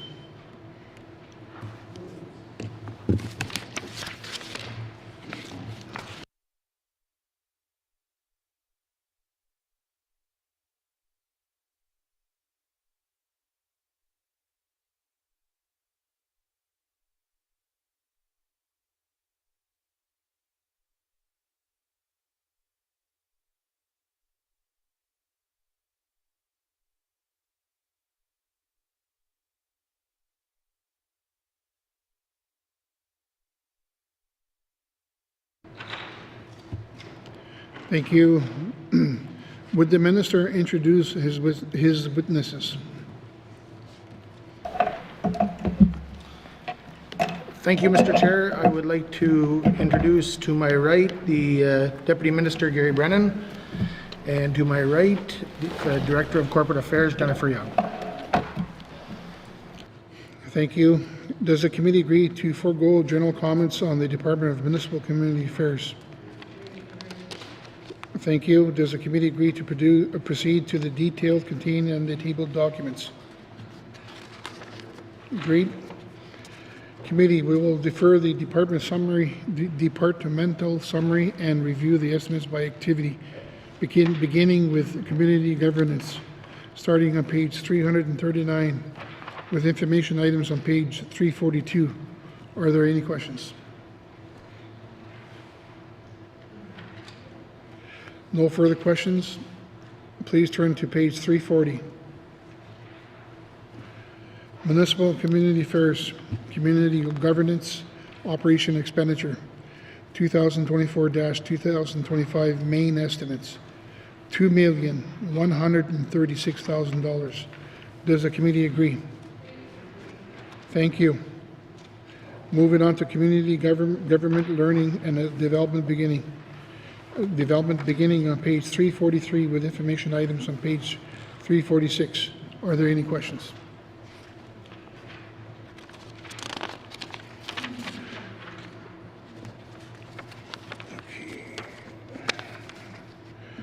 No further questions. Please turn to page 344. Municipal and Community Affairs, Community Government Learning and Development Operation Expenditure, 2024-2025 main estimates, $2,565,000. Does the committee agree? Thank you. Moving on to Community Operations, beginning on page 347, with information items on page 350. Are there any questions? No further questions. Please turn to page 348. Municipal and Community Affairs, Community Operations and Operation Expenditure Summary, 2024-2025 main estimates, $2,098,000. Does the committee agree? Thank you. Moving on to Directorate, beginning on page 351, with information items on page 354. Are there any questions? I'm going to go to the member from Great Slave. Thank you, Mr. Chair. This is more of a policy question than a main estimates question, and I'm doing my best to assume that it should possibly live under Directorate. So under the department's business plan on page 228, One of the actions that they are doing to support the mandate is to engage regularly with the N.W.T and the LGANT or LGANT on key community government related issues. And it's really more of a general comment, but also kind of a question. The measure for this action is the number of meetings between either the minister or official level meetings held between MACA and these organizations, or just N.W.T, I suppose, per year. How does the minister feel that demonstrates the success to successfully partner with these organizations? Thank you, Mr. Chair. Thank you. I'm going to go to the minister. Thank you, Mr. Chair. MACA has a good working relationship with the N.W.T and LGANT, and we tried to have as many meetings as possible with them. So I guess this is just a minimum amount of a meeting that we're dedicating to have these meetings with N.W.T. So, I mean, this isn't just a 3 and that's it. This is we're going to continually meet with them and continue our mutual relationship with N.W.T. and LGANT. Thank you. I'll go to the member from Greensleeve. Thank you, Mr. Chair. And I don't mean to pick on the Minister of MACA precisely on this. It's just I don't see how a quantitative measure, doesn't matter how many times you meet with these organizations, it doesn't really demonstrate the depth and the of the partnership. It doesn't really demonstrate if you know, if people feel heard, and so it's just a comment to maybe improve that metric in the business plan, however you might see fit. And if the minister has comments, I'd love to hear them. Thank you. I'm going to go to the minister. I guess just to reply to her comment, I mean, our continued relationship is that MACA works closely with N.W.T.AC on numerous programs and funding agreements and so on. So like the 3 meetings that are showing here are essentially a minimum at least, but to the point of it's sometimes hard to get together. And that's our goal, is to make sure that we maintain that. And like I said, we're always going to meet with them at some point, right? Like it's not something that we're not going to do. It's being that we have a good relationship with them. Thank you. Thank you. I'll go to the member from Greensleeve. Thank you, Mr. Chair. And yeah, I suppose the real question, and thank you to my colleague who just shoved a note in my face, is what outcome are you seeking? The number of meetings doesn't really matter, right? What is the outcome you want from these meetings? And I guess that's my question to the minister. Thank you. Thank you. I'll go to the minister. Thank you. I'm going to pass this off to Jennifer here. Thank you. I'll go to the director. Mr. Chair, we are cognizant that it just seems like an output number when we're looking at 3 meetings per year. The actuality is that we have made this commitment to them to do this back in 2002, but we haven't actually been able to meet the 3 times a year given events that we've had with wildfires and COVID. So as a result of that, we are putting this in place in the business plan to show our commitment to work towards this 3 times a year more meaningfully. And in terms of the outcomes that we're trying to achieve, it's to work with each other to assure that we're continuing to have that ongoing dialogue about our shared interests with regard to community governments and what they're planning and doing. Thank you, Mr. Chair. And thank you. I'm going to go to the member from Greensleeve. Thank you, Mr. Chair, and thank you for clarifying that a bit more to the minister. What I will say, and I'll leave it at this, is just, you know, we all heard from N.W.T when we were all new members in this assembly, and they are definitely vocal about everything that they are wanting from this government, and I really hope that the partnership deepens and becomes even more close over the next 3 meetings. Thank you, Mr. Chair. Thank you. Any further questions on this page item 354? No further questions. Please turn to page 352. Municipal Community Affairs Director Operation Expenditure Summary 2024-2025 main estimates $4,157,000. Does the committee agree? Does the committee agree? Thank you. Moving on to the emergency management, beginning on page 355 with information on pages 357. Are there any questions?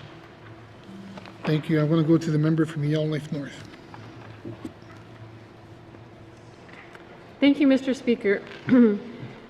So what we've heard from communities is that there's a huge gap in the kinds of funding that's available for emergency preparation and sort of avoidance and management. So I know that MACA provides some supports at the very earliest stage of, theoretically coming up with sort of frameworks and very sort of broad plans. But then there's really no funding available between that very early stage and then once the next time funding is available is if widespread damage has already occurred. You can get money after the fact if disaster has befallen your community, although not always in that case either. But we are not really incentivizing people to do the work necessary to prepare community infrastructure, to make sure that there's people in the community that are properly trained to actually implement these theoretical plans that are discussed at the very early stages. So to give one example, if there's a community that is that's next to the Mackenzie River and they know that there could be ice jams and flooding each year, they might have a theoretical plan, but if what they need to do is find funding to actually move buildings further away from the river, or even if water levels were rising and as a precautionary measure they needed to move people out and evacuate people just in case disaster befell, I'm not aware that there's actually any funding available for them to go ahead and do that. So there's every incentive in place just to wait until the disaster already happens, and houses are already damaged and people are already hurt, because that's the only time you're going to get funding. So this seems to me totally backwards in terms of how we're creating incentives for people to actually avoid disaster in the first place.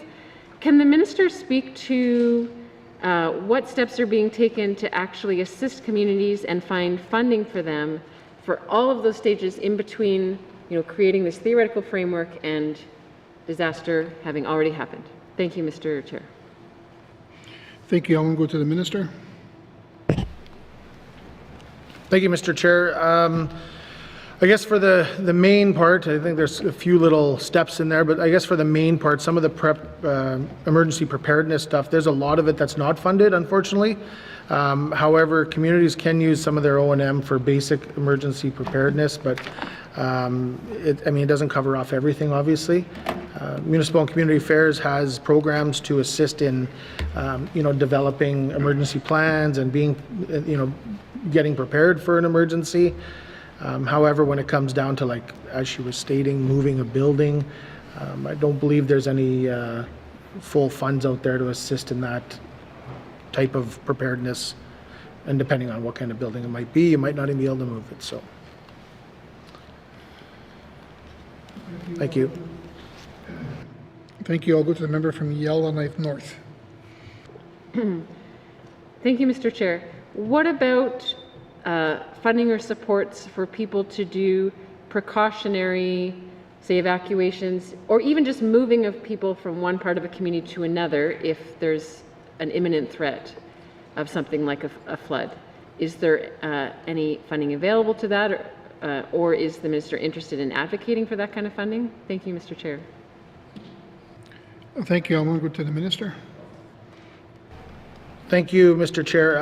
We're constantly advocating for funding for preparedness, and I think all the provinces and territories are doing the same.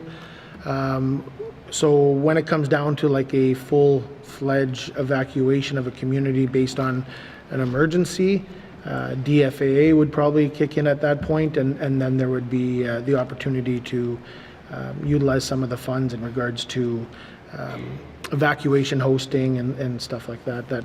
That is in the evacuation policy. Yeah, that's it. Thank you. Thank you. I'm going to go to the member from Yellowknife North.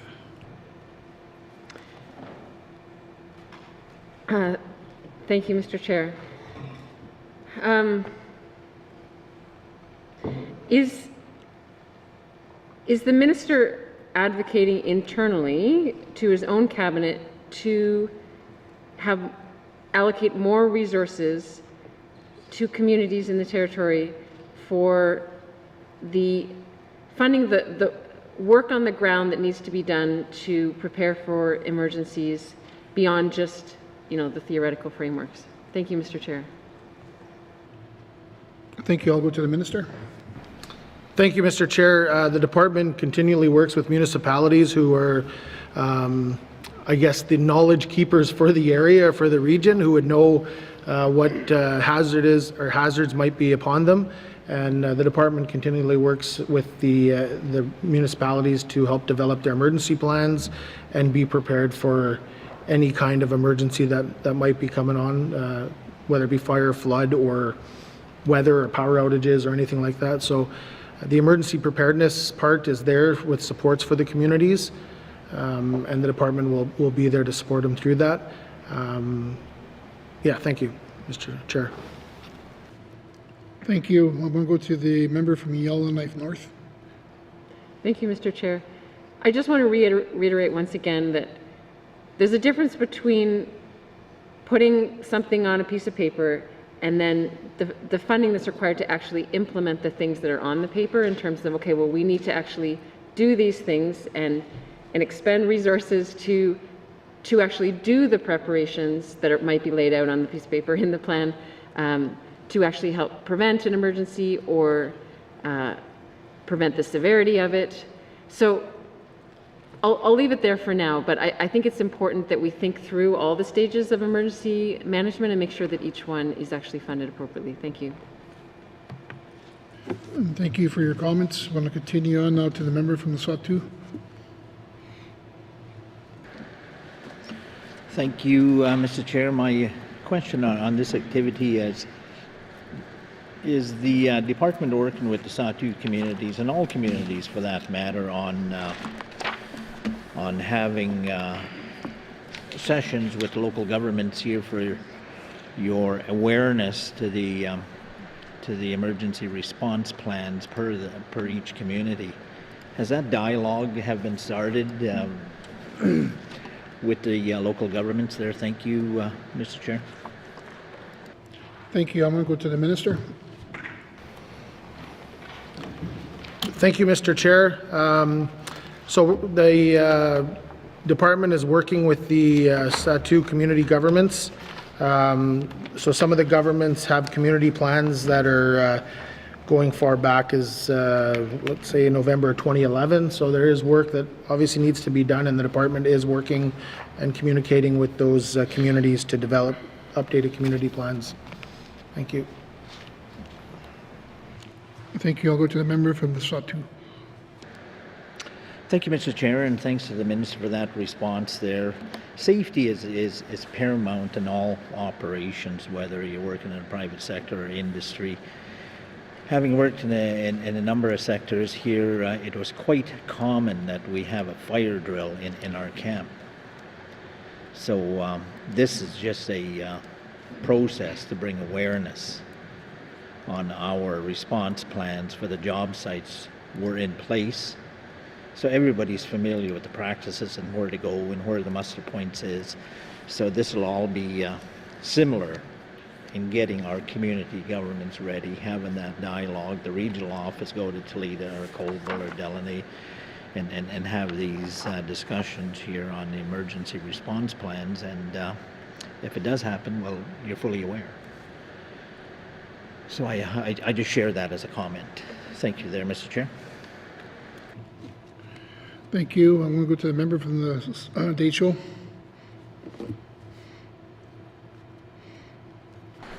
Thank you, Mr. Chair. I have one question for the minister. Do all the communities that are outside of Yellowknife have a community siren to alert people in the community if there's an emergency? That's one way of doing it. Thank you. Thank you. I'll go to the minister. Thank you, Mr. Chair. The only time I heard those in Hay River was for curfew. But the community's responsibility is to have these sirens, the air raid sirens. I'm not sure if we have a list of communities that have them or not, but something we can try to figure out with our other stats that we carry for communities and get back to the member with that. Thank you. I'll go back to the member for the date show. Thank you. So so this would be support and response to community governments in preparing for responding to emergencies. So that would be one of their, if they choose to do that, and if communities choose to do that, that would be included in one of their budget items, would it? Thank you. Thank you. I'll go to the minister. Thank you, Mr. Chair. That's correct. Thank you. I'll go back to the member from the date show. That's what I have for the questions. Thank you. Thank you. Is there any further questions? The member from Montfrey.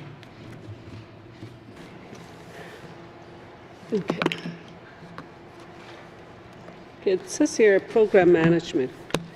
It went down from, well, this was because of the forest fire, responding to the forest fire and the flooding.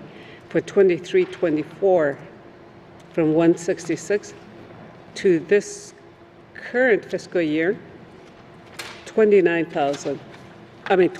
million, sorry about that, 29 million. So I just want to ask that department, how are they budgeting for the natural disaster, like for this coming spring, summer? Thank you. I'm going to go to the minister. Thank you, Mr. Chair. I'm going to pass that to the Deputy Minister. Thank you. Thank you. I'll go to the Deputy Minister. Thank you, Mr. Chair. Yeah, so good question.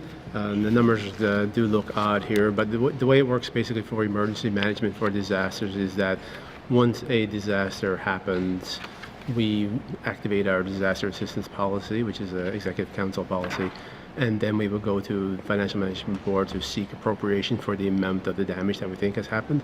At that point in time, we will get an appropriation. So what we're seeing in the main estimates for 24-25 and the decrease, the 24-25 is the damage from the previous disasters that we've already had, and the funding for 24-25 is disasters. So if something happens this year, is not funded yet. It would happen after the disaster happens. Thank you. Thank you. I'll go to the member from the Montfrey. I want to ask too, I know last year, last summer, we brought forward Bill 98, an amendment to the Emergency Management Act. So I just wanted to ask the Minister if there's any update, or are there plans to update the disaster assistance policy? Thank you. I'm going to go to the Minister. Thank you, Mr. Chair. There is a plan to review that policy once the after action review is completed. Thank you. Thank you. I'll go to the member from Montfouille. And then last assembly, there were 6 new positions that was approved. And it seems like the 6 new position, it's all going to be it's all in the headquarter, nothing in the regional. Is there any positions that's been allocated to the regions? Thank you. I'll go to the minister.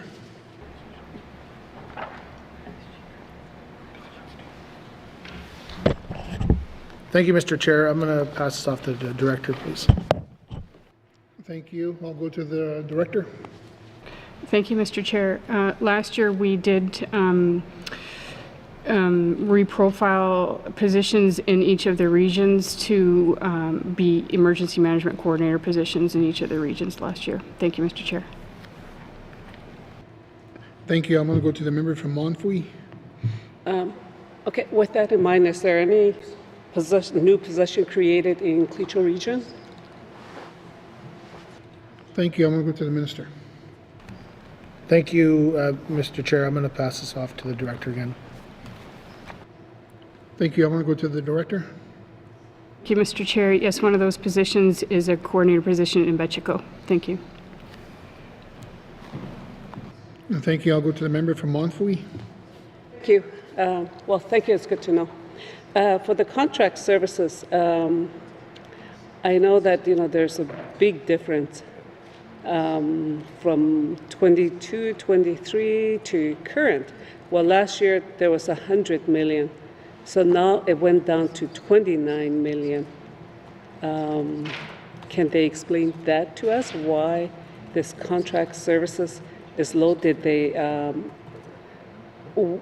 So where are we spending more money? Because it doesn't seem like there's lots for the emergency management here. Thank you. Thank you. I'm going to go to the minister. Thank you, Mr. Chair. I'm going to ask the director to speak to this again. Thank you. Thank you. I'm going to go to the director. The funding thank you, Mr. Chair. The funding differences that are showing up in contract services is strictly related to the flood and wildfire budgets and the expenditures that we're seeing that and changes in that line item year over year. Thank you, Mr. Chair. Thank you. I'm going to go to the member from Montfouille. I just wanted to ask if all the contracts are paid up to date for the contract services. Thank you. I'll go to the minister or the director. With that detail, Mr. Chair, the director. Thank you, Mr. Chair. Yes, the contracts are paid up to date, and I will also add that we have accrued quite a few funding amounts for this fiscal year to still be paid out once the work has been completed. Thank you, Mr. Chair. Thank you. I'll go to the member from Montfouille. Yeah. I have no more further questions for this page. Thank you. Thank you. Is there any further questions? No further questions. Please turn to page 356. Municipal and Community Affairs Emergency Management Operation Expenditure Summary 2024-2025 Main Estimates $29,902,000. Does the committee agree? Thank you. Moving on to the public safety, beginning on page 358 with information items on page 361. Are there any questions? I'm going to go to the member from Yellowknife North.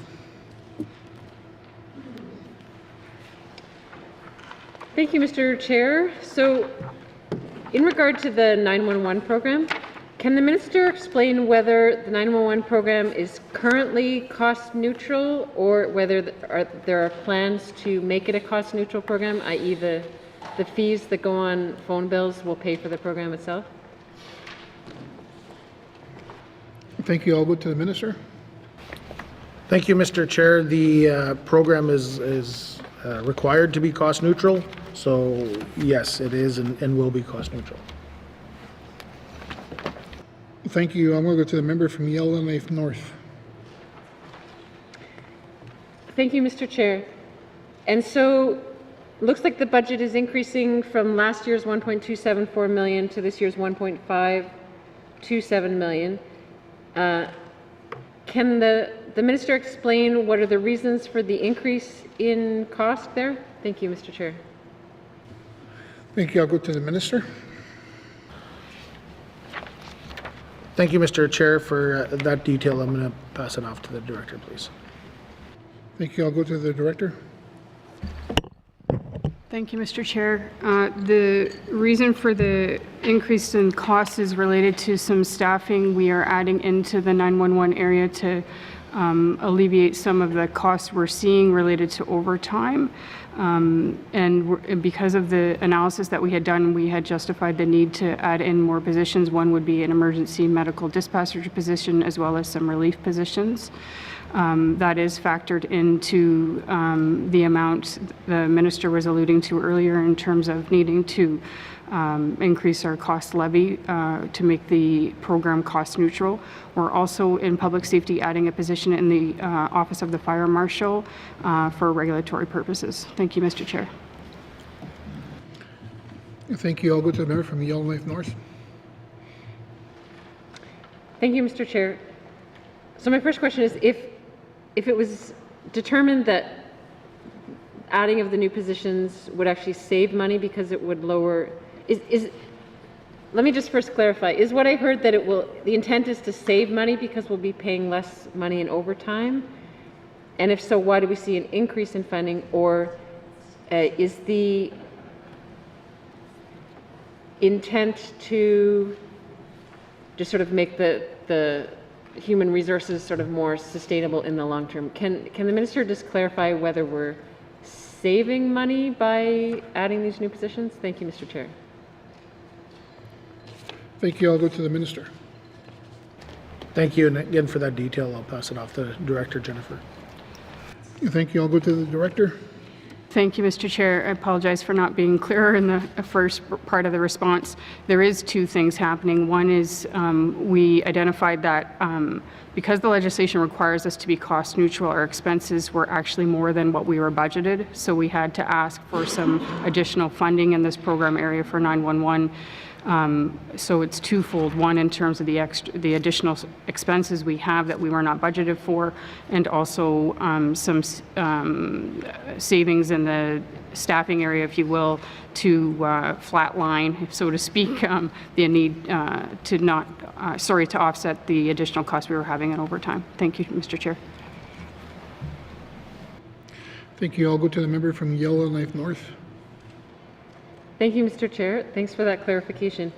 So when will residents see an increase in the fees on their phone bill, and do we know what exactly that increase will be? Thank you. Thank you. I'll go to the minister. Again, I'll pass this off to Director Young. Thank you. I'll go to the director. Thank you, Mr. Chair. The fee increase we anticipate will be for April 1st, 2025. What was this? Sorry, I forgot the second part of the question. Oh, sorry. Yes, and the increase will be $3. It currently is $1.70. Thank you, Mr. Chair. Thank you. I'm going to go to a member from Yellowknife North. Thank you, Mr. Chair. I think it's important people have the heads up and know what's coming there. On another aspect of 911, I know there have been difficulties in terms of working out a collaboration with the City of Yellowknife that makes sure that resources overall are used most efficiently. Obviously, there's a dispatch service that 911 provides, but the City of Yellowknife has always provided its own dispatch service. I wonder if the minister can speak to whether those sort of disagreements and conflicts have been worked out with the City of Yellowknife, and whether he thinks the system is now operating as efficiently as it can in Yellowknife to make sure we don't duplicate dispatch services. Thank you. Thank you. I'll go to the minister. Thank you, Mr. Chair. Like anything else new, there's always growing pains, and that was no secret here. So there was a review done, and there was recommendations that were suggested. Those were implemented, and it's continually being worked on with the City of Yellowknife and the department to make sure that the review's been implemented and recommendations are followed through. Thank you, Mr. Chair. Thank you. I'm going to go to Yellowknife North member. Thank you, Mr. Chair. Final question here. Is that review public? And can it be made public if not? Thank you, Mr. Chair. Thank you. I'll go to the minister. Thank you, Mr. Chair. No, it's not a public document. Thank you. Was there any further? Okay. No further. I'm going to continue on now to the member from the Deschutes. Thank you, Mr. Chair. I was on page 360, you're looking at the ground ambulance highway rescue. I mentioned this in a while back that I wanted an ambulance in my community, and I'm so pleased to see that it's on this books here. So where is this ambulance going? Thank you, this ground ambulance. Thank you, Minister. Thank you, Mr. Chair. I'm kicking myself in the butt for bringing this up when I was a town council member in Hay River. This funding here is to support services that are already being provided. It's not a funding per se. It's more or less to assist services that are already existing, and it's not a new ambulance service or new ambulance for anybody. Hate to be the bearer of bad news, but thank you, Mr. Chair.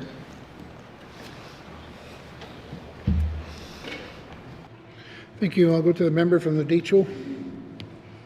So, okay, so it's not coming to my region. That's where I thought it was coming to. Anyways, how do I go about getting an ambulance in my region for safety on the highway?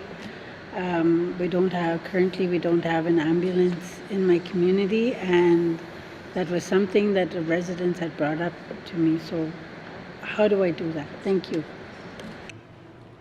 Thank you. I'll go to the minister. Thank you, Mr. Chair. Currently, there's no legislation or anything behind ambulance services in the Northwest Territories, and right now it essentially resides with your municipalities to set up those types of services. So, thank you, Mr. Chair. Thank you. I'll go to the member from the Deschutes. Okay, that's good to know. Thank you so much. I don't have any further questions. Okay, thank you. Is there any further questions? No further questions. Please turn. Oh.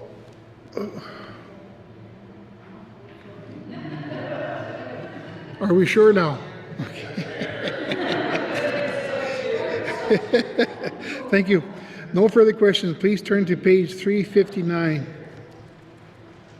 Municipal Community Affairs, Public and Safety, Operation Expenditure Summary 2024-2025, main estimates $2,959,000. Does the committee agree? Thank you. Moving on to regional operations, beginning on page 362 with information items on 365. Are there any questions? No further questions? Oh, sorry. I'm going to go to the member from the Sawtooth. Thank you, Mr. Chair. Here, my question to the minister in this chapter activity is landfills. Landfill in one of the communities that I represent is actually terrible. It's at the point where it's probably a fire liability with the amount of debris that have compiled over the years, and there was some efforts to recycle. And Is there any willingness there from the department with the programs that are identified in this activity on regional operations to have a vehicle compressor station to compress these old relics and get them cubicalized so they can get shipped out of the community? And there's other objects there, old appliances, old vehicles, that sort of thing. But I just asked that one question to the cleaning of the landfill. Thank you. I'm going to go to the minister. Thank you, Mr. Chair. The community can do some of their own work on the landfill, obviously like any other community. However, like in my member statement the other day, we have the hazardous waste project going on, which is collecting some of the hazardous waste and compiling it and at some point hauling it out. So yeah, I guess right now a lot of it lies with the community for the maintenance of the landfill. Thank you, Mr. Chair. Thank you. I'll go back to the member from the Satu. Yeah, thanks, Mr. Chair. I was more or less asking if there's any outside type services here. As the minister knows, the N.W.T that represents all the municipalities is experiencing a gap, and this gap or a shortfall has been going on for several assemblies. So is there any additional funding that would help these communities, in particular mobilize a compressor that would compress these old vehicles from community to community? Similar to what the government had years ago in the DOT days here. They had a crusher that went from community to the community and stockpile crushed material. It was a government-owned piece of property that got circulated around. And is there something in the department or some funding to help purchase this compressor that could do the same thing, going from community to community to compress these old relics and get them ready for shipment to a designated landfill or recycling depot down south? Thank you, Mr. Speaker. Thank you. I'm going to go to the minister. Thank you, Mr. Chair. So I guess what this kind of lies into is in my minister statement, we're speaking of the funding that was out there for the 5 regions for collecting the hazardous waste and basically compiling it and getting it ready to ship out. So what I can do is we can get the department, we can find out what activities are being done in those regions in regards to what activities are currently being done for the cleanup of those things, like more detailed stuff, I guess, with like the cars. So we'll get back to you on that, but right now it is being worked on through the hazardous waste cleanup. Thank you, Mr. Chair. Thank you. I'll go to the member from the Satu. Thanks, Mr. Chair. That's a good positive starting point. I thank the minister for the reply. Mussy. Thank you. Is there any further questions? Thank you. Moving on to the regional operation beginning on pages, no further questions. Please turn to page 363. Municipal Community Affairs Regional Operations, Operation Expenditure, Summary, 2024-2025 Main Estimates, $104,051,000. Does the committee agree? Thank you. Moving on to sports, recreation, and youth, beginning on page 366 with information items on 370. Are there any questions? No further questions. Please turn to page 367. Municipal and Community Affairs, Sports and Recreation, Youth, and Operation Expenditure, Summary, 2024-2025 Main Estimates, $8,459,000. Does the committee agree?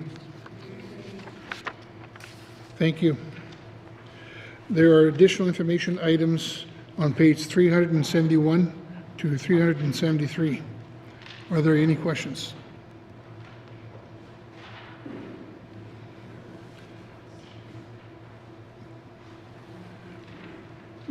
Pages 371 to 373. Are there any questions?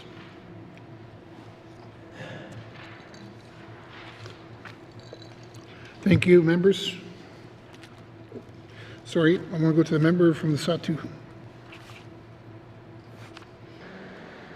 Thank you, Mr. Speaker. Just to clarify, is this a activity of information item as identified on top, or is it an activity for approval? Thank you, Mr. Chair.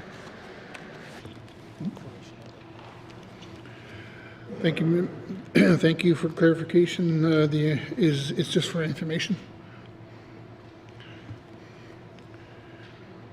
Thank you. Members, please return now to departmental summary found on page 335 with information items on page 336 to 338. Are there any questions? Seeing no further questions, committee, I will now call the departmental summary, municipal and community affairs, operational expenditure total department 2024-2025 main estimates, $156,327,000. Does the committee agree? Thank you. I'm going to go to the member from the DHO. Thank you, Mr. Chair. I move that this committee defer further consideration of the main estimates for the Department of Municipal and Community Affairs at this time. Thank you, Mr. Chair. And thank you. The motion is in order. Oh, sorry.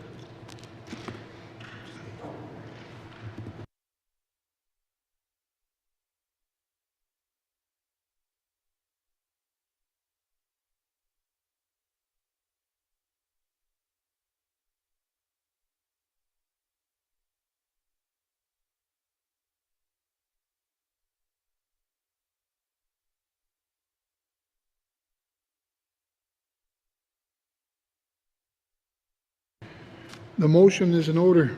To the motion. Question has been called. All those in favor, show of hands or ayes. Show of hands. There we go. Thank you. All those opposed? The motion is carried. Consideration of Department of Municipal Community Affairs Operation Expenditure 2024-2025 main estimates total department is deferred. Thank you to the minister. Sat down already. That's quick. And thank you to the witness for appearing before us. Geez, our sergeant already took the guys out of here. You guys are fast. Okay. What is the wish of committee member for the DHO? Mr. Chair, I move that the chair rise and report progress. Those in favor? All those opposed? The motion is carried. I will now rise and report progress. Thank you.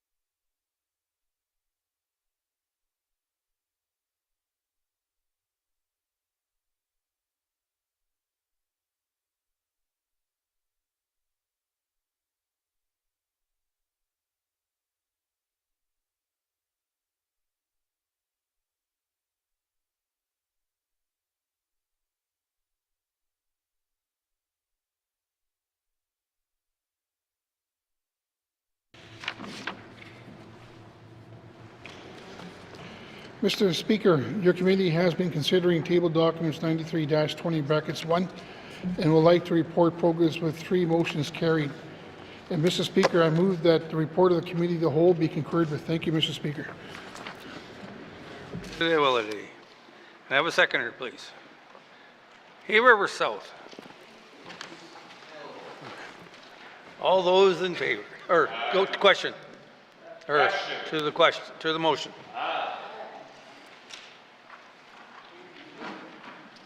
You want to get out of here? All those in favor? Aye. All those in favor? Aye. All those opposed?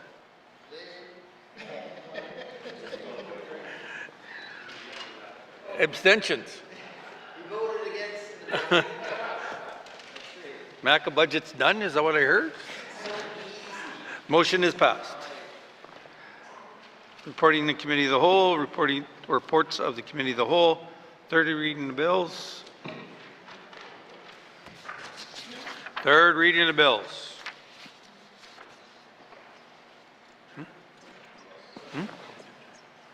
Mr. Tester.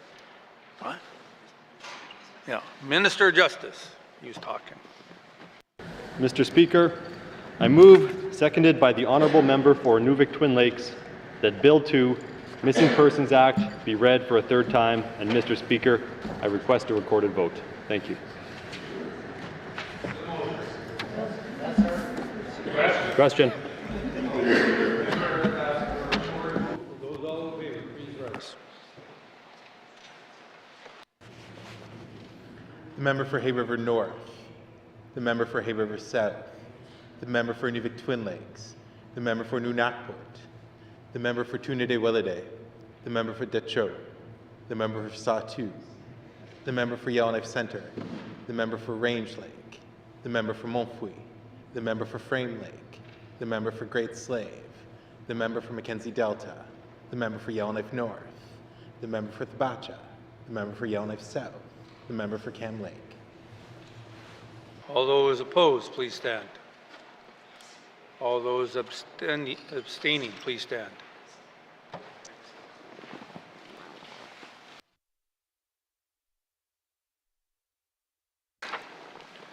Colleagues, 17 in favor, 0 opposed, 0 abstentions. Motion has passed.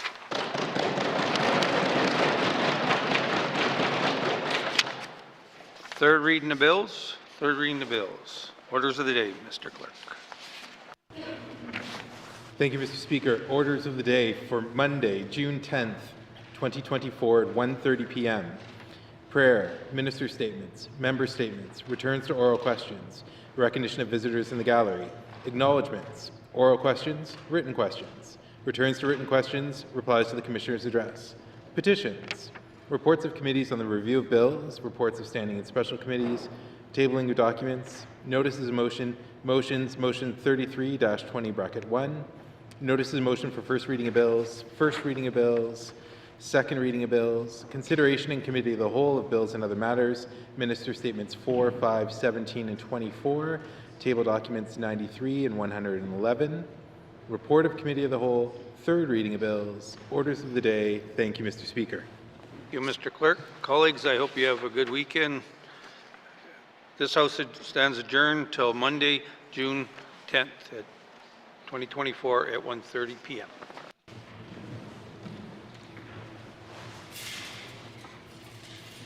Order!